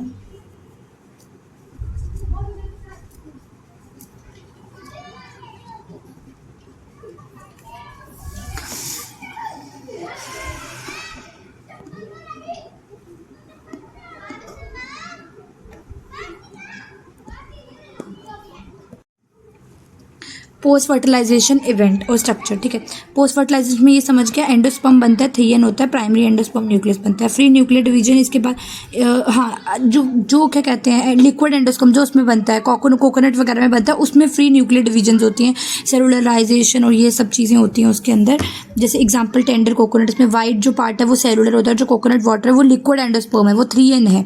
ठीक है, और number of nuclei form before cellularisation varies, वो करता है फ्री न्यूक्लियर डिवीजन होती है ना, क्योंकि और सेलुलराइजेशन भी होती है, कुछ सेलुलर बन जाता है, कुछ वो। देखो बेसिकली क्या होता है, एम्ब्रियो जो होता है माइक्रोपाइलर एंड पे एम्ब्रियोजेनी, और ये pro embryo zygote, pro embryo, globular structure, heart shape structure और फिर mature structure, globule and then heart and then mature. Okay, ovule seed बनाएगा, ओवरी फ्रूट बनाएगी, इंटेगुमेंट सीड कोट बनाएगा, ओवरी की wall fruit wall बनाएगी which is पेरिकाप। तो ovary की wall, fruit की वॉल जो है उसको पेरिकाप कहते हैं। ये एम्स का PYQ है। ओव्यूल जो है वो सीड है, ओवरी जो है वो फ्रूट है। ओवरी की जो इंटेगुमेंट है ये सीड का कोट है। ओव्यूल में इंटेगुमेंट थी यार, क्या बात कर रहे हो। ये ओव्यूल, ये बन गया सीड, ये जो इसकी इंटेगुमेंट थी ये बन गया सीड कोट, फिर ये ओवरी जो थी ये बन गया फ्रूट, और जो फ्रूट ओवरी की वॉल थी ये बन गई पेरिकाप। ठीक है, यहाँ तक सही है। अब ये इंटेगुमेंट है ये थिक है और ये मेम्ब्रेनस है, ये नीट में आ चुका है, थिक और मेम्ब्रेनस। और थिन अगर होगी, थिक और मेम्ब्रेनस, सीड कोट जो है ये थिक और मेम्ब्रेनस होता है किस किस के अंदर, कोकोनट के अंदर। थिक और membranous seed coat, thick membranous बड़ा मोटा जो, हाँ ठीक है, थिक और मेम्ब्रेनस कोकोनट में होता है। थिन पतला और मेम्ब्रेनस, पतला जो है वो ग्राउंडनट और ग्राम में होता है ना। ग्राउंडनट का जो जब हम मूंगफली का छिलका तो ऐसे हम उतार के फेंक सकते हैं, पर जो कोकोनट का छिलका होता है वो उसको निकाल पाना बहुत मुश्किल होता है, तो वो हो गया उसका सीड। ठीक है, समझ आ गया। अब देखो जो सीड है इसमें सीड कोट होगा, एम्ब्रियोनल एक्सेस होगा, कोटिलिडॉन होगा और एक एम्ब्रियो होगा। ठीक है, सीड कोट में एक टेस्टा होता है, एक टेगमन होता है। माइक्रोपाइलर एंड में पोर होता है जहाँ से पानी और ऑक्सीजन अंदर जा सकता है, आ सकता है। ठीक है, एडवांटेज क्या है, एंजियोस्पर्म का पानी पे डिपेंड नहीं करते, डिस्पर्स इधर उधर हो जाते हैं, फूड रिजर्व होता है इनमें, सीड कोट की प्रोटेक्शन में जेनेटिक वेरिएशन होती है। कॉटिलिडन क्या है, ये एंडोस्पर्मस होता है मोनोकॉट में, और एम्ब्रियो जो है वो 10% अब इसको ना मैं NCERT जैसे से पढ़ूंगी, मुझे वैसे वैसे समझ आएगा कि क्या बात कर रहे हैं, तो इसके लिए पहले एक बार डबल फर्टिलाइजेशन यहाँ पे अच्छे से समझ लेते हैं। आफ्टर एंटरिंग जैसे ही पोलन ट्यूब अंदर चली, एक साइनर्जिड पोलन ट्यूब के एंटर होने से पहले खत्म हो जाता है, एंटीपोडल से पहले खत्म हो जाता है। फिर जैसे ही पोलन ट्यूब जो है वो मेल को रिलीज करेगी साइटोप्लाज्म ऑफ उसमें, तो दूसरा भी खत्म। One of the male gamete move toward egg cell and fuse the nucleus, thus completing the syngamy. This result in dipod which is zygote, and other male gamete to two polar nuclei located at center fuses with them and form a triploid primary endosperm nucleus pen, and this fusion of 3 haploid nucleus result as triple fusion. So 2 types of fusion, polygamy and triple fusion take place in embryo sac, and this phenomena is known as double fertilization. The central cell has triple fertilization is now primary endosperm cell which develop into embryosperm while zygote develop into okay. तो ये जो हमारा pen था जिसका cell का नाम था pack, ये प्राइमरी एंडोस्पर्म सेल जो ये बनाएगा हमारा एंडोस्पर्म, और जो जाइगोट बना था वो बनेगा एम्ब्रियो। ये 2 टाइम PYQ अभी देखते हैं क्या है क्या नहीं है। Okay, this is a what we call it, this is our embryo sac.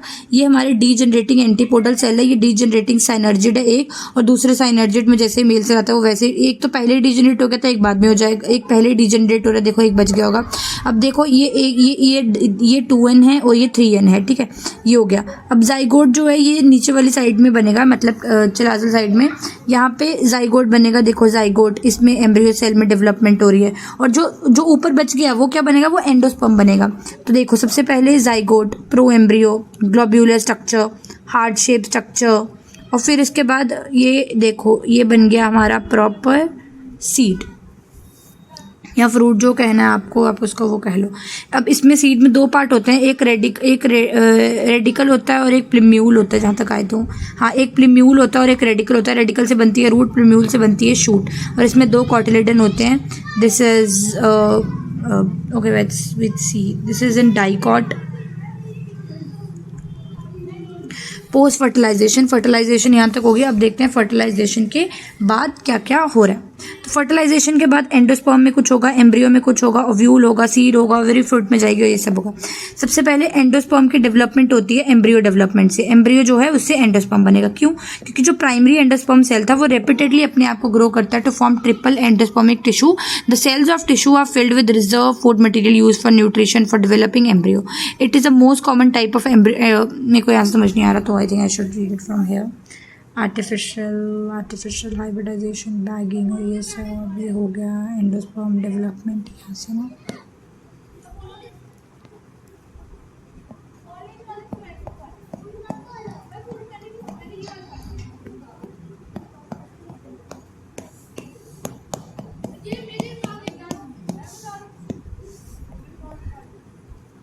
Still 43 pages. अब तो मेरे ख्याल से सवाल ही हैं, एपोमिक्सिस ये सब और ये सब। ओके, एंडोस्पर्म डेवलपमेंट देखते हैं क्या होता है। ये देखो, ये समझ आ गया, ये पेन 3n एम्ब्रियो सैक, और ये जाइगोट जो है ये 2n, और ये एम्ब्रियो सैक और ovule. Division in pack always proceeds pack में। अच्छा, ये जो प्राइमरी एंडोस्पर्म है इसमें डिवीजन होती रहती है ताकि ये एंडोस्पर्म बन जाए, एंड डिवीजन इन जाइगोट, और जाइगोट में भी डिवीजन होती रहती है। पेक में सबसे पहले इसलिए होती है ताकि कुछ अमाउंट ऑफ एंडोस्पर्म जो है वो बन जाए, ताकि जब एम्ब्रियो की डेवलपमेंट हो तो उसको हम कुछ न्यूट्रिशन दे सकें। तो इसलिए एंडोस्पर्म जो है वो अपने अंदर बहुत सारा रिजर्व फूड मटेरियल रखा होता है। तो जो ये जाइगोट जब ग्रो हो, इसको जब कुछ खाने को चाहिए तो इसलिए पेक में डेवलपमेंट पहले शुरू हो जाती है। एंडोस्पर्म भी टाइप के होते हैं, कुछ सेलुलर एंडोस्पर्म होते हैं, कुछ फ्री न्यूक्लियर एंडोस्पर्म होते हैं। जब प्राइमरी एंडोस्पर्म में फ्री न्यूक्लियर डिवीजन, सिर्फ साइटोकाइनेसिस नहीं हो रही, कैरियोकाइनेसिस होती जा रही है, मल्टी न्यूक्लिएटेड एक स्ट्रक्चर बन जाता है बहुत सारा, ठीक है। तो इसको हम क्या कहते हैं, इसको हम कहते हैं फ्री न्यूक्लियर एंडोस्पर्म।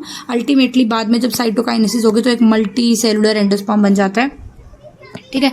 और सेलुलर एंडोस्पर्म भी बनता है दतूरा में, पेट्यूनिया में, सोलेनेसी फैमिली के दोनों। इसमें साइटोकाइनेसिस हो जाती है, कैरियोकाइनेसिस के बाद एक सेलुलर वो बन जाता है। कोकोनट में बनता है लिक्विड एंडोस्पर्म, तो ये, और अगर उसमें सॉलिड एंडोस्पर्म बन रहा है तो सेलुलर। अब कोकोनट भी 2 टाइप के होते हैं, एक जो हम कोकोनट पीते हैं वो तो है लिक्विड, उसमें हो रही है free nuclear endospermic division 3n वाली, और इसमें सॉलिड एंडोस्पर्मिक हो रही है kernel.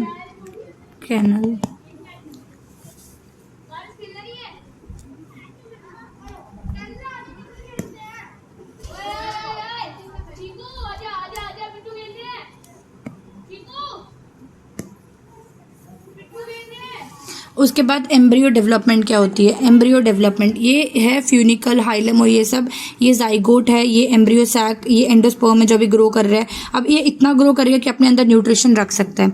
Zygote development in embryo occur at micropylar, and zygote कहाँ बनेगा, माइक्रोपाइलर के पास बनेगा, क्योंकि हमारा जो एग था वो कहाँ पे था, माइक्रोपाइलर के पास बनेगा। जाइगोट को न्यूट्रिशन कहाँ से मिलेगा, एंडोस्पर्म से मिलेगा।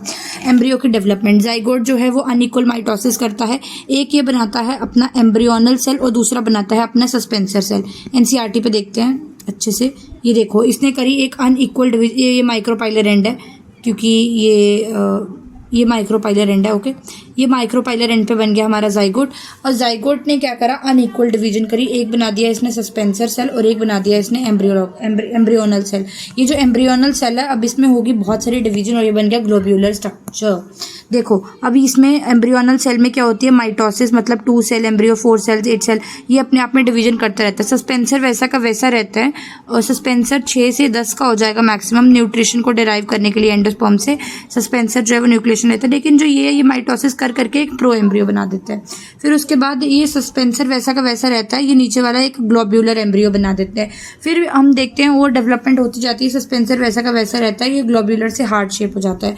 तो पहले एक एम्ब्रियो था, एम्ब्रियो से बहुत सारी डिवीजन हुई माइटोसिस, तो बन गया ग्लोब्यूलर, ग्लोब्यूलर से प्रो एम्ब्रियो से ग्लोब्यूलर, ग्लोब्यूलर से हार्ट शेप के बाद जो सस्पेंसर होता है ये डिजेनरेट होना शुरू हो जाता है और जो नीचे वाला था ये मैच्योर होके एम्ब्रियो, जो मैच्योर एम्ब्रियो जो है ये ऐसे कैटिलेडन बना देता है, रेडिकल बना देता है, तो ऐसी बहुत सारी चीज़ें बना देता है।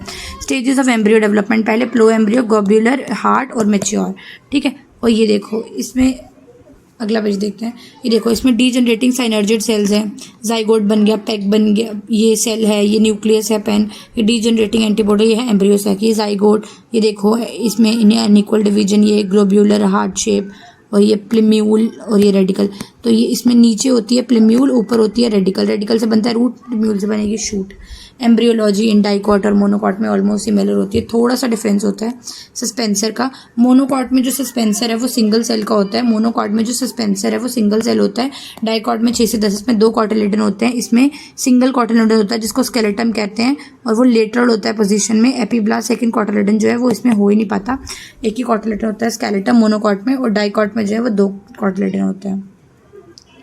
इसमें कॉलेपेटाइल और कॉलेराइजा जो है वो एब्सेंट होते हैं, डाइकॉट में कॉलेपेटॉल और कॉलेराइजा एब्सेंट होते हैं। इसमें जो प्लेम्यूल होती है नीचे वाली, प्लेम्यूल की कवरिंग को कॉलेपेटाइल कहते हैं और रेडिकल की कवरिंग को कॉलेराइजा कहते हैं। R radicle, P plumule, coleoptile coleorhiza. और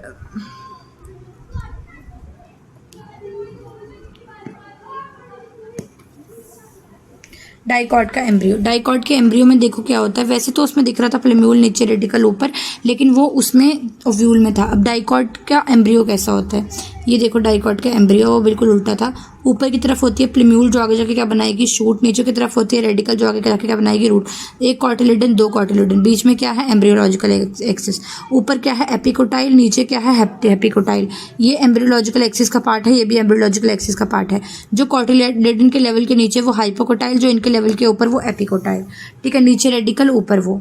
उसके बाद टर्मिनेट इनटू रेडिकल और ये टर्मिनेट हो जाता है बाद में प्लेम्यूल में।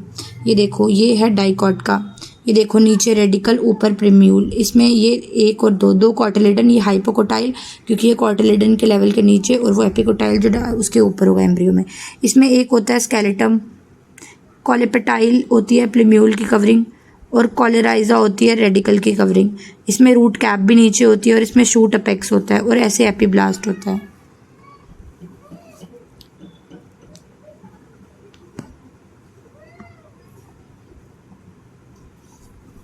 एम्ब्रियोलॉजी डाइकॉट में सस्पेंसर सेल जब उसमें जाता है forming suspensor cell into 6 to 10 dicot है ना। Second cotyledon occur in some grasses, grasses मतलब मोनोकॉट ना, एपीब्लास्ट सेकंड कॉटिलेडन। हाँ ये देखो ये जो एपीब्लास्ट है ये कुछ नहीं सेकंड कॉटिलेडन है, बस ये फर्स्ट कॉटिलेडन है तो ये सेकंड कॉटिलेडन है एपीब्लास्ट। द पोर्शन एम्ब्रियोलॉजिकल जो लेवल के ऊपर epicotyl. Which of the following does not occur in ovary after as a result of sexual reproduction.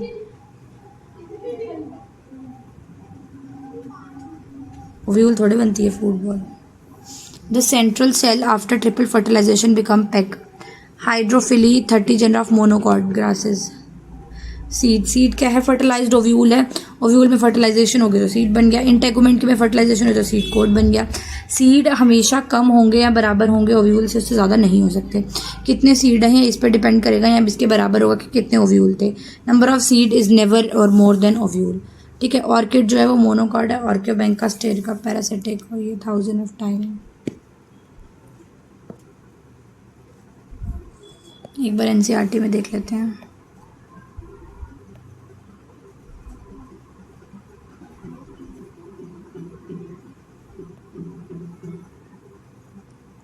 तीन पेज रह गए एनसीईआरटी के, अब भी खत्म हो जाएगा, 3-4 मान लो।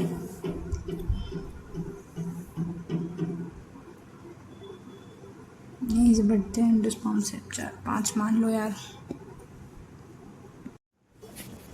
देखो मेरी बात सुनो, अब इतना हमने पढ़ लिया था, इसके बाद अब हम डबल फर्टिलाइजेशन पढ़ ली, एंडोस्पर्म का ये पढ़ लिया। एक बार यहाँ से देखते हैं क्या होता है। The cell of this tissue, endosperm की बात करें, इसमें बहुत सारा रिजर्व फूड मटेरियल है, न्यूट्रिशन भी बहुत सारा ताकि एम्ब्रियो जो है वो डेवलप कर सके। Most common time of endosperm भी यहाँ पर डेवलप होता है। प्राइमरी एंडोस्पर्म न्यूक्लियस जो है वो इसमें सक्सेसिव डेवलपमेंट करता है बहुत सारी। अरे यार देखो इसमें कुछ भी नहीं हो रहा, जो पेन है ना मतलब प्राइमरी एंडोस्पर्म न्यूक्लियस, वो अपने अंदर बहुत सारी कैरियोकाइनेसिस करके अपने अंदर बहुत सारी डेवलपमेंट कर लेता है। और उसके बाद ये जो जाइगोट था, ये जाइगोट एक अपने अंदर असिमेट्रिकल वो करता है, डिवीजन माइटोसिस करके 2 सेल बना लेता है। एक ऊपर वाला सस्पेंसर, नीचे वाला मतलब एम्ब्रियो वाला, यहाँ जनरेटर या क्या कहते हैं इसको, हाँ एम्ब्रियोनल सेल। तो एम्ब्रियोनल से पहले ग्लोब्यूलर, फिर हार्ट शेप और फिर मैच्योर होके ये बना देता है। ठीक है, इसके बाद number of free division that occur. अब ये पढ़ो, ये थोड़ा सा इंपॉर्टेंट है, ये इसको ना थोड़ा अच्छे से इंपॉर्टेंस ध्यान दे के समझने का। ठीक है, अच्छे से रुक जाओ। हाँ यहाँ पे ये देखो, in most of common type of endosperm development, mostly endosperm जो है, जो प्राइमरी एंडोस्पर्म न्यूक्लियस है उसमें बहुत सारी न्यूक्लियर डिवीजन होती है और फ्री न्यूक्लियस बन जाते हैं। ये जो स्टेज है इसको हम कहते हैं फ्री न्यूक्लियर एंडोस्पर्म। ये होती है कोकोनट के पानी में। सब्सिक्वेंटली सेल वॉल की फॉर्मेशन भी होती है यहाँ पे, मतलब ये तो हो रही है और सेल वॉल की फॉर्मेशन भी हो जाएगी। अगर सेल वॉल की फॉर्मेशन हो जाए तो एंडोस्पर्म बन जाएगा सेलुलर, और अगर सेल वॉल की ना हो तो एंडोस्पर्म बन जाता है फ्री न्यूक्लियर। अब इसकी अलग अलग एग्जांपल हैं कि सेलुलर वाले का नाम क्या है, जो क्या कहते हैं अपना कर्नल है, KERNAL, जहाँ ये आएगा मतलब सेलुलर, और जहाँ कोकोनट का लिक्विड वाला आएगा तो वो हो गया फ्री न्यूक्लियर। नंबर जो है फ्री न्यूक्लियर कितने हैं, ये नंबर जो है फ्री न्यूक्लियर का ये बन जाता है सेलुलराइजेशन, बिफोर सेलुलराइजेशन वेरीज। तो पहले बहुत सारी फ्री न्यूक्लियर बन जाएगी, उसके बाद उसमें सेल वॉल्स बनती हैं, तो ये नंबर वेरी करता है। कोकोनट का जो पानी है, जो टेंडर कोकोनट में होता है, वो फ्री न्यूक्लियर एंडोस्पर्म है, और जो उसका वाइट कैनल होता है वो जो है वो सेलुलर है। ठीक है, ये हमें एक पता होना चाहिए। उसके बाद एंडोस्पर्म में नीदर भी कंप्लीटली कंज्यूम, जो एंडोस्पर्म में न्यूट्रिशन था वो शायद कभी एम्ब्रियो पूरा ले भी और ना भी ले, जैसे पी हो गया, ग्राउंडनट हो गया, बीन्स हो गया, तो इसमें ना कंप्लीटली कंज्यूम हो जाता है। इनका ना जो सीड कोट है वो बहुत पतला होता है, किसका, पी का, ग्राउंडनट का, बीन्स का, बिफोर सीड मैच्योरेशन, और इट में परसिस्ट इन मैच्योर सीड। जैसे कैस्टर में ऑयल होता है, कोकोनट में ऑयल, तो जो ऑयल होता है ना इनके अंदर, ये इनका एंडोस्पर्म होता है, ऑयल या वाटर जो भी होता है। और अगर एंडोस्पर्म अगर रह जाए मैच्योर सीड में तो उसकी एग्जांपल है कैस्टर, कोकोनट। और अगर एंडोस्पर्म जो है वो कंप्लीटली कंज्यूम हो जाए पी और ग्राउंडनट जैसे में, तो उसकी ये एग्जांपल है। ठीक है, उसके बाद सीड जर्मिनेशन में जो बच जाता है तो यूज़ कर सकते हैं। जब आप किसी को ओपन तोड़ते हो तो आप देखते हो एंडोस्पर्म आपको मिले ना मिले वो अलग बात है। उसके बाद ये देखो, ये मोनोकॉट का एंडोस्पर्म है, ये डाइकॉट का एंडोस्पर्म है। डाइकॉट वाले में देखो ऊपर की साइड क्या होगा, प्लीम्यूल। अब ये NCERT बहुत बार क्या होता है, आपको ये डायग्राम दे देंगे और कहेंगे बताओ कौन सा क्या है, तो ये याद रखना है। जो बिल्कुल नीचे वो क्या होगी, रूट की रूट कैप, जो उसके ऊपर वो रेडिकल, ये कॉटिलिडन है। तो कॉटिलिडन के नीचे वाले एरिया में कॉटिलिडन के ये कॉटिलिडन, ये इसको कॉटिलिडन समझ लो। कॉटिलिडन के नीचे हाइपोकोटाइल, कॉटिलिडन के ऊपर एपिकोटाइल। एपिकोटाइल यहाँ है नहीं लेकिन ये एपिकोटाइल है, और सबसे ऊपर ये वाला क्या है, प्लीम्यूल। ठीक है, above the level of cotyledon. Cotyledon ये है कॉटिलिडन, कॉटिलिडन के ऊपर एपिकोटाइल, नीचे हाइपोकोटाइल। कॉटिलिडन में क्या है, रिजर्व फूड मटेरियल। ठीक है, और ये है क्या कहते हैं डाइकॉट का, और ये है मोनोकॉट का। मोनोकॉट जैसे ग्रास वगैरह। ठीक है, मोनोकॉट में एक ही वो होता है, वो जिसको हम क्या कहते हैं स्केलेटम, और ये मोनोकॉट का सेकंड कॉटिलिडन होता है जिसका नाम है एपीब्लास्ट। ठीक है, ये हो गया इसकी शूट एपेक्स, ये होगी इसकी रूट कैप, ये हो गया इसका रूट कैप के नीचे रेडिकल आर राइजा, कॉलेराइजा, प्लीम्यूल, पीप, कॉलेपेटाइल। देखो coleoptile, coleorhiza, root cap, radicle. ठीक है, ये अनडिफरेंशिएटेड शील्ड है, ये देखो coleorhiza, coleoptile, shoot apex, root cap, radicle, और ये सेकंड कॉटिलिडन एपिकोटाइल, और ये एक मोनोकॉट दैट इज स्केलेटम। ठीक है, और ये हो गया आपका खत्म यहाँ पे। अब इसको समझ लेते हैं। यहाँ पे एम्ब्रियो डेवलप करता है माइक्रोपाइलर एंड से एम्ब्रियो सैक में, जहाँ पे जाइगोट होता है। Most of the zygote divide तभी करते हैं जब एक थोड़ा एंडोस्पर्म वहाँ पे होता है, तो इस अडेप्टेशन के लिए, ताकि उसके पास थोड़ा न्यूट्रिशन बचा रह जाए। अर्ली स्टेजेस में एम्ब्रियो डेवलपमेंट में सिमिलर होता है दोनों मोनोकॉट और डाइकॉट में। फिर आगे आगे जाके जाइगोट जो है, डाइकॉट का जो है उसमें एम्ब्रियोलॉजनी होती है, मतलब जाइगोट जो है पहले प्रो एम्ब्रियो, फिर ग्लोब्यूलो, फिर हार्ट शेप, फिर मैच्योर एम्ब्रियो जाके बनता है। डाइकॉट में क्या होता है, एम्ब्रियोडोनिक एक्सेस होता है जिसके दोनों तरफ 2 कॉटिलिडन होता है। कॉटिलिडन के ऊपर एपिकोटाइल एपिकोटाइल, नीचे हाइपोकोटाइल और नीचे रेडिकल, रेडिकल के नीचे रूट टिप और ऊपर प्रीम्यूल होती है, ठीक है। मोनोकॉट में क्या होता है, ग्रास फैमिली में जो कॉटिलेडन होता है इधर उसको स्केलेटम कहते हैं, जो बच जाता है उसको एपिकोटाइल कहते हैं, नीचे वाला कॉलेराइजा, ऊपर वाला कॉलेपेटाइल, ठीक है। यहाँ पे देखते हैं, अभी देखो रेडिकल और रूट कैप, इसको अनडिफरेंशिएटेड एक शीथ है जो वो करती है, दैट इज कॉलेराइजा। और जो पोर्शन एम्ब्रियोनॉलिकल एक्सिस का जो इसके ऊपर होता है उसको स्केलेटम कहते हैं, अटैच स्केलेटम। एपिकोटाइल, और epicotyl has a shoot apex, pre leaf, primordium, floral structure, coleoptile, ठीक है। ये हो गया। उसके बाद सीड का क्या, ओव्यूल आगे जाके क्या बनेगा, सीड के पास तीन, एक है एम्ब्रियोनॉलिकल एक्सिस, एक है कॉटिलेडन, एक है सीड कोट, ठीक है। उसके बाद एंजियोस्पर्म में क्या होता है, सीड जो है वो फाइनल प्रोडक्ट है किसका, सेक्सुअल रिप्रोडक्शन का। इसको क्या कहते हैं, फर्टिलाइज्ड ओव्यूल। सीड जो है ये फ्रूट के अंदर बनता है, इसमें सीड कोट होता है, कॉटिलेडन होता है और एम्ब्रियो होता है। कॉटिलेडन जो है एम्ब्रियो का वो बहुत ही जनरली, अगर अब ये यहाँ पे आपको समझना है कि एल्ब्यूमिनस और नॉन एल्ब्यूमिनस का क्या सीन है। तो ये देखो कॉटिलेडन जो है वो एम्ब्रियो का बहुत सिंपल होता है, जनरली थिक होता है और स्वॉलन होता है कॉटिलेडन, क्योंकि यहाँ पे क्या होता है, फूड मटेरियल रिजर्व होता है। अब जैसे लेग्यूम्स है, लेग्यूम्स, उसमें मेच्योर सीड एल्ब्यूमिनस भी हो सकता है और नॉन एल्ब्यूमिनस भी हो सकता है, एक्स एल्ब्यूमिनस भी हो सकता है। एल्बुमिनस, जो नॉन एल्बुमिनस है, इनमें कोई रेजिड्यू नहीं होता है, एम्ब्रियो का पूरा एम्ब्रियो कंज्यूम हो जाता है। एम्ब्रियो डेवलपमेंट में पूरा का पूरा एंडोस्पर्म कंज्यूम हो, जैसे प्री नट, ग्राउंड नट। और जो एल्ब्यूमिनस सीड होते हैं इनमें अभी भी थोड़ा सा एंडोस्पर्म रह जाता है, जैसे वीट हो गया, मेज हो गया, बार्ली हो गया, कैस्टर हो गया। और कुछ सीड जो जैसे ब्लैक पेपर और बीट, इनमें न्यूसेलस भी हल्का सा रह जाता है, जो परसिस्टेंट न्यूसेलस, इसको हम पेरिस्पर्म कहते हैं। पेरिस्पर्म क्या है, परसिस्टेंटेड न्यूसेलस, अभी भी जो बचा हुआ रिमेनिंग न्यूसेलस है उसको पेरिस्पर्म कहते हैं। जो इंटेगुमेंट है वो आगे चल के क्या बना देती है, सीड कोट बना देती है। माइक्रोपाइलर एंड पे एक छोटा सा होल था जहाँ से ऑक्सीजन और पानी की एंट्री होती रहती है कि सीड जो है वो जर्मिनेट कर सके, ठीक है। ये नीट 2024 में सवाल आ रखा है, 10 to 15% मॉइस्चर बाय मास, पिछले साल ही सवाल आया है, तो देयर इज अ चांस कि ये फिर से आ जाए सवाल। ये देखो, micropylar remains a small pore in seed coat that facilitate the entry of oxygen, water and seed during germination. जैसे जैसे सीड मेच्योर होता है, जो पानी का कंटेंट इस सीड के अंदर जाना होता है, वाटर का कंटेंट जो इस सीड के अंदर जाना होता है वो कम हो जाता है, वाटर कंटेंट जो है वो कम हो जाता है। वाटर का कंटेंट क्या हो जाता है, कम हो जाता है। वाटर का कंटेंट कम हो जाता है जैसे सीड मेच्योर होता है, सीड जो है वो रिलेटिवली ड्राई हो जाता है और आखिर तक पहुँचते पहुँचते 10 से 15% मॉइस्चर रह जाता है उसके पास। मास के अकॉर्डिंग कितने परसेंट मॉइस्चर रह जाता है, 10 से 15% ओनली। हाउ मेनी परसेंट, 10 से 15% ही मॉइस्चर जो है उसके पास वो रह जाता है। अब आपको देखना है पेरिस्पर्म क्या है। पेरिस्पर्म वो परसिस्टेंट न्यूक्लियस है जो भी बच गया, और पेरिकार्प क्या है, पेरिकार्प उसकी कवरिंग है, ठीक है। उसके बाद 10 से 15% मॉइस्चर बाय मास उसका भी बच गया है। जनरल मेटाबॉलिज्म एक्टिविटी एम्ब्रियो को स्लो डाउन कर जाती है। एम्ब्रियो जो है वो एक ऐसी डॉर्मेंटी स्टेज में आ जाता है जहाँ पे अगर उसको एडिक्वेट मॉइस्चर और ये सब चीज़ें मिली तभी वो आगे जर्मिनेट करेगा, वरना वो आगे जर्मिनेट नहीं करेगा। ओव्यूल जो है वो मेच्योर होता है सीड में, ओवरी फ्रूट में, और ओव्यूल जब सीड में होता है ओवरी फ्रूट में होती है साइमल्टेनियसली, जो वॉल होती है ओवरी की वो बना देती है पेरिकार्प। फ्रूट अगर फ्लैशी है तो उसे गावा या ऑरेंज या मैंगो बनाएगा, अगर ड्राई है तो ग्राउंड नट या मस्टर्ड बनेगा। फ्रूट में भी बहुत सारे मैकेनिज्म होते हैं, उसको सीड्स का डिस्पर्जल करने होते हैं, और इसमें हम फ्रूट्स को वो करते हैं। फ्रूट अगर ड्राई है, फ्लैशी, ये सब, ये एक एम्स का पीवा। एक इन बहुत सारे प्लांट्स में जब फ्रूट डेवलप कर रहा होता है ओवरी से, तो दूसरे फ्लोरल पार्ट जो है वो डीजनरेट होकर गिर जाते हैं। लेकिन कुछ स्पीशीज़ जैसे एप्पल, स्ट्रॉबेरी, कैशू, इनमें थैलेमस जो है ये फ्रूट की फॉर्मेशन में हेल्प करता है। ऐसे फ्रूट्स को हम कहते हैं फॉल्स फ्रूट। अगर कोई हमसे पूछे स्ट्रॉबेरी, कैशू, एप्पल ये क्या है, तो हम कहेंगे ये फॉल्स फ्रूट है, क्योंकि ये थैलेमस ही है इनमें जो बल्ज हो रखा हुआ है। तो मोस्टली फ्रूट्स में जब फ्रूट सिर्फ ओवरी से बनता है तो उसको फ्रूट कहते हैं, ट्रू फ्रूट कहते हैं। ऑल दो मोस्ट ऑफ द स्पीशीज़ में फ्रूट जो है फर्टिलाइजेशन से निकलता है, लेकिन कुछ स्पीशीज़ ऐसी भी होती हैं जिनमें फ्रूट जो है वो फर्टिलाइजेशन से नहीं आता, तो ऐसे फ्रूट्स को हम क्या कहते हैं, ऐसे फ्रूट्स को हम कहते हैं पार्थिनोकार्पिक फ्रूट्स। ये देखो, अब ये समझो ये क्या है, ये देखो ये है माइक्रोपाइलर एंड ये आपका हो गया एम्ब्रियोनिकल एक्सिस, ये हो गया आपके दो कॉटिलेडन, ये आपकी बीन होगी, ये सीड कोट हो गया। ये देखो ये कैस्टर है, कैस्टर के अंदर अभी भी एंडोस्पर्म, ये वाला एंडोस्पर्म बचा हुआ है, यही कैस्टर ऑयल बनाता है आगे जाके, ठीक है।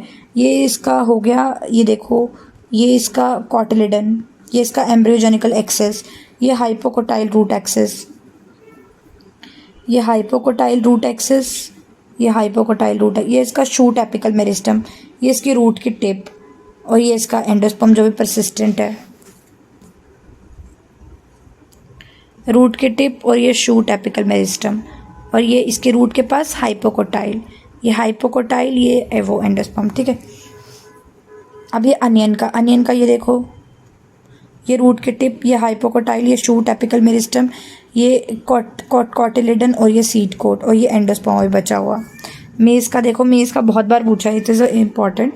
मेज़ में नीचे देखो, दिस इज कॉलेराइजा, रेडिकल, प्लिम्यूल, कॉलेपेटाइल, स्केलेटम जो यहाँ पे था, पेरिकार्प, एंडोस्पर्म। और एप्पल में देखो क्या है, ये एप्पल का सीड, ये एप्पल का थैलेमस, ये एप्पल का ये सीड जो था एप्पल का, this is apples endocarp, this is apples mesocarp. Strawberry में देखो, ये थैलेमस है और ये अशीन।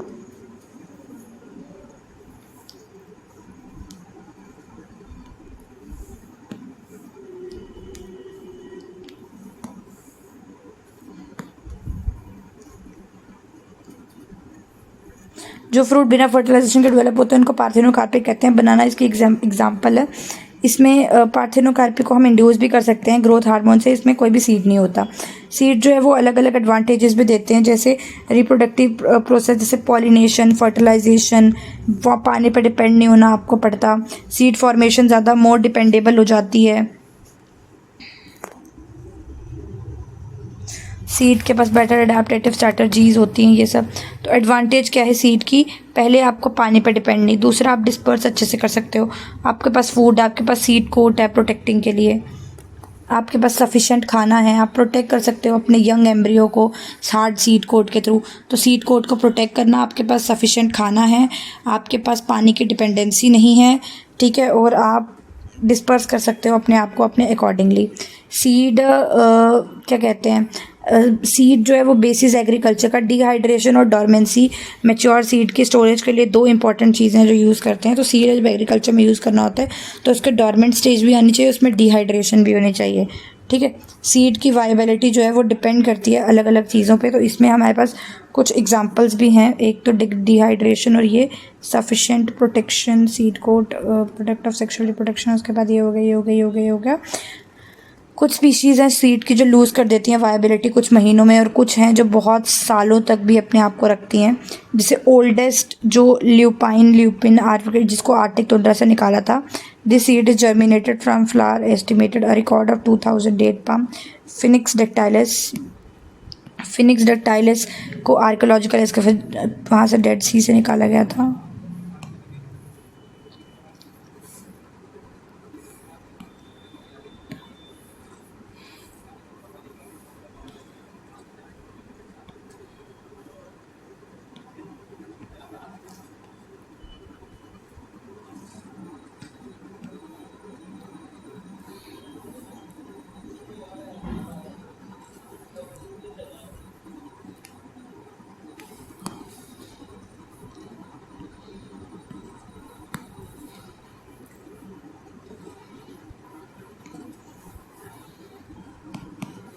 देखो एपोमिक्सिस और पॉली एम्ब्रियोलॉजी क्या होती है ये भी समझ लेते हैं। जनरली क्या होता है, जो प्रोडक्ट होता है, सीड जो है वो प्रोडक्ट है फर्टिलाइजेशन का। कुछ फ्लावरिंग प्लांट्स में, कुछ जो एस्टरेसी और ग्रास की, एस्टरेसी फैमिली और ग्लासेस की कुछ स्पीशीज़ हैं, ये एक स्पेशल मैकेनिज्म से बड़ी हैं जिसमें फर्टिलाइजेशन नहीं होती, उसको कहते हैं एपोमिक्सिस। इसमें फूड की प्रोडक्शन बिना फर्टिलाइजेशन की हो जाती है। एपोमिक्सिस में एक सेक्सुअल ताम की, जिसमें जो सेक्सुअल को मिमिक करती है, इसमें एपोमेटिक सीड्स बनते हैं। जैसे कुछ स्पीशीज जो डिप्लॉयड एग सेल होता है जिनका, वो बिना किसी रिडक्शनल डिवीजन के एम्ब्रियो में खुद को एम्ब्रियो में कन्वर्ट कर देती है बिना फर्टिलाइजेशन के। बहुत सारे सिट्रस और मैंगो में भी आजकल ये हो रहा है।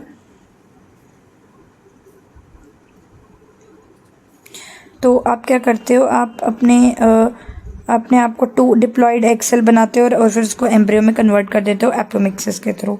एपोमिक्सिस में you mimic the sexual reproduction and diploid egg cell is formed with reduction division. Meiosis से डिप्लॉयड वो बनता है जिसको आप सिट्रस और मैंगो और इसकी वैरायटी में new seller sell embryo start dividing. यहाँ पे समझते हैं। एपोमिक्सिस में क्या होता है? एपोमिक्सिस में वेजिटेटिव रिप्रोडक्शन से प्रोजेनी बन जाती है। एस्ट्रेसियो ग्रास इसकी एग्जांपल है। सीड बनता है without fertilization, form of asexual that mimic वो एडवेंटिव एम्ब्रियो।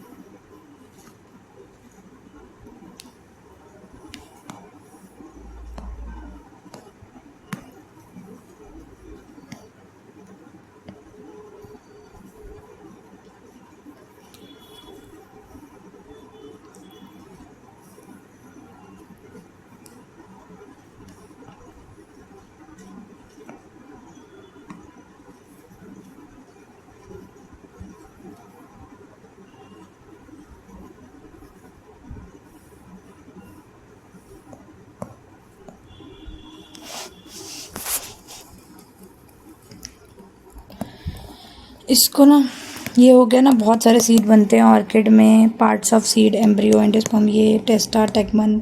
टेस्टा जो है वो सीड का जो आउटर कवर है उसको कहते हैं। टेगमन सीड का जो सीड कोट का अंदर वाला है उसको हाइलम एक स्कार होता है। सीड की प्रॉपर्टीज़ में डिहाइड्रेशन होती है। डिहाइड्रेशन तब जब मैच्योर हो जाता है, 10 से 15% ही वाटर रह जाता है। डोरमेंसी इनएक्टिव अनफेवरेबल में, जर्मिनेशन फेवरेबल कंडीशन में ही जर्मिनेट करेगा। सीड को डिहाइड्रेट और डोरमेंसी, ये दो चीज़ें जो फार्मर यूज़ कर सकते हैं सीड को स्टोर करने के लिए। सीड की क्या क्या वो हैं, चार सीड की वो हैं, काम है 4 सीड के। Serious product of sexual reproduction, ये और सीड कोट और ये सब। सीड वायबिलिटी ऑक्सैलिस की कुछ महीनों की होती है। ल्यूपस ल्यूपाइन की होती है 10,000 साल की। डेट पाम जो है वो किंग हेरोल्ड के पैलेस के पास, डेड सी के पास से निकला था 2000 साल के बाद। टाइप ऑफ सीड 2 तरह के होते हैं, एक्स एल्बुमिनस और एल्बुमिनस। एल्बुमिनस जिनमें अभी भी एंडोस्पर्म बचा हुआ है, इसमें है।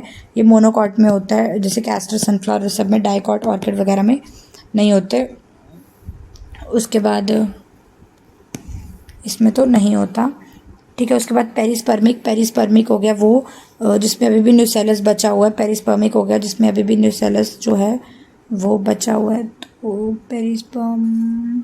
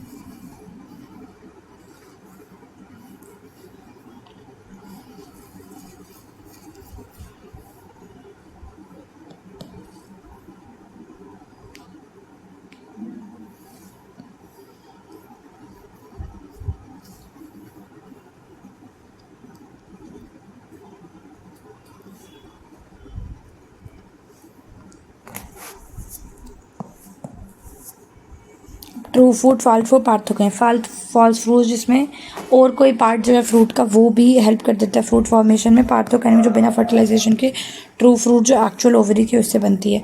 पार्थिनोकार्पिक में ऑक्सिन हेल्प करता है। पार्थिनोकार्पिक यूजलेस होती है पोमीग्रेनेट में। ट्रू फ्रूट में dry fruit, पेरिकाप not differentiated. Fleshy fruit में पेरिकाप जो है वो डिफरेंशिएटेड होता है। एपिकाप, नीजोकाप इस सब में। मैंगो में जो हम खाते हैं ड्रूप, दैट इज मिडोकाप। और एडिबल कोकोनट में जो हम खाते हैं दैट इज एंडोकाप। उसके बाद ये है bean, dicot, castor, onion which is monocot.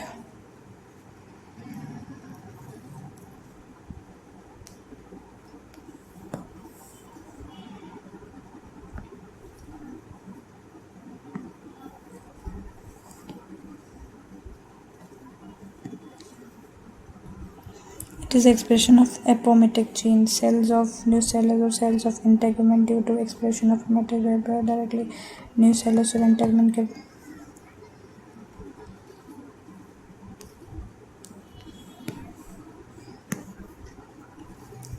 ये होता है एस्टरेसी फैमिली और पोएसी फैमिली में।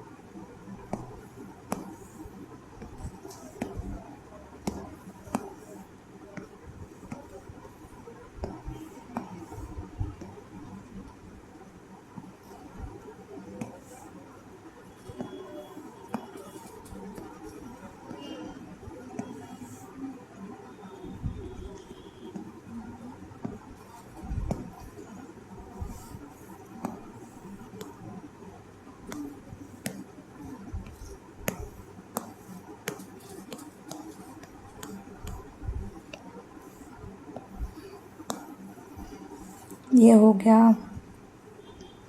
पोएसी और ये फाउंड हो गया। उसके बाद हाँ ये रह गया। अब एपोमिक्सिस में गैमोस्पर्मी में क्या होता है, एक होती है स्पोरोफिटिक, उसमें न्यूसेलस जो है वो डायरेक्टली एम्ब्रियो में चल जाए तो एडवेंटिव या गैमेटोफिटिक, इसमें न्यूसेलस पहले मेगास्पोर मदर सेल बनेगा।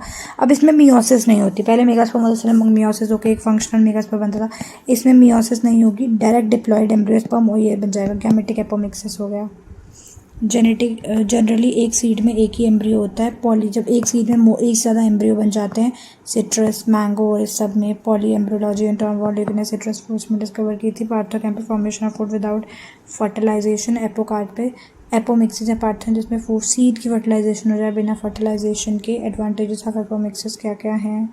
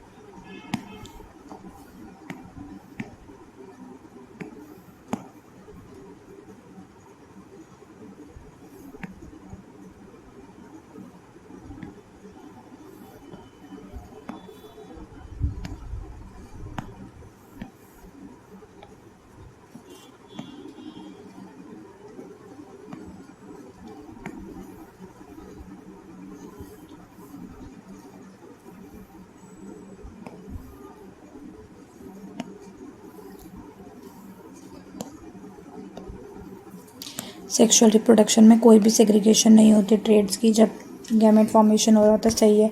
Seed on this plant are product of sexual reproduction which are not similar to parent hybrid cell due to farmer has to buy due to this farmer has to buy hybrid cell. Sexual reproduction में product जो है वो seed on this plant, ये वाले plant होते हैं इनमें जो सीड होते हैं ये सेक्सुअल रिप्रोडक्शन का प्रोडक्ट होते हैं, ना कि हाइब्रिड माँ बाप की तरह। इसलिए प्लांट्स उसको हर साल नए नए खरीदने पड़ते हैं। एपोमेटिक जीन जो है वो जेनेटिक इंजीनियरिंग के थ्रू डिस्कवर की गई थी। इसमें सीड हैज़ एपोमेटिक जीन्स, मतलब जो seed apomictic genes, apomictic seed can be clone to parent seed. Flower will not, अच्छा एपोमेटिक सीड वो सीड्स होंगे जो आपने एक बार कर दिए तो फिर आपको बार बार नहीं खरीदने पड़ेंगे। कोई भी सेग्रीगेशन नहीं होती, मतलब मियोसिस ही नहीं होती ट्रेड्स की, जैसे थे वैसे के वैसे ही रह जाते हैं। एपोमिक्सिस का क्या एडवांटेज है एग्रीकल्चर में? एक हाइब्रिड सीड लिया आपने, वो हाइब्रिड सीड आपने एक प्लांट उसमें जर्मिनेट हुआ, उसके जो नए सीड बने they are not similar to hybrid. वो प्रोडक्ट है सेक्सुअल रिप्रोडक्शन में, उसमें गैमेट की फॉर्मेशन हुई, मियोसिस हुई, एनाफेज में सेग्रीगेशन हुआ ट्रेड्स का, ठीक है। एक हाइब्रिड सीड था टीटी, इसकी मियोसिस हुआ, फ्यूजन होकर सब कुछ हो गया। लेकिन जो ये हो गया एपोमिक्सिस में। लेकिन जो एपोमेटिक जीन्स हो गए ना, इसमें आपको जैसे थे वैसे के वैसे ही रहोगे। फर्टिलाइजेशन ही नहीं हुई तो सेक्सुअल रिप्रोडक्शन ही नहीं हुई। चलो भाई ये तो हो गया। एनसीईआरटी देख लेते हैं, कुछ बच तो नहीं गया। यहाँ पे है ना न्यू सेलर के सेल जो हैं वो उसको प्रोट्यूट करते हैं एम्ब्रियो सैक, उसमें contain many of currents of poly embryology. फिर इसके बाद हाइब्रिड वैरायटी जो है वो vegetative fruit care, cultivation of hybrid and abundance link with one of the problem with hybrid is that hybrid seed have problem produce every year. Hybrid जो एपोमेटिक से बनते हैं उसमें कोई भी सेग्रीगेशन नहीं होती। सिट्रस एडवेंटिव एम्ब्रियोलॉजी है। स्पोरोफिटिक वो क्या होती है जिसमें इंटेगोमेंट से वो बन जाता है, जैसे सिट्रस मैंगो में इसमें मेटरनल स्पोरोफिटिक टिश्यू, ये जो ओव्यूल में डेवलप होता है। कौन डेवलप होता है ओव्यूल में? Maternal sporophytic tissue. Recurrent of अगैमो। ठीक है, हो गया ना ये चैप्टर ख़त्म।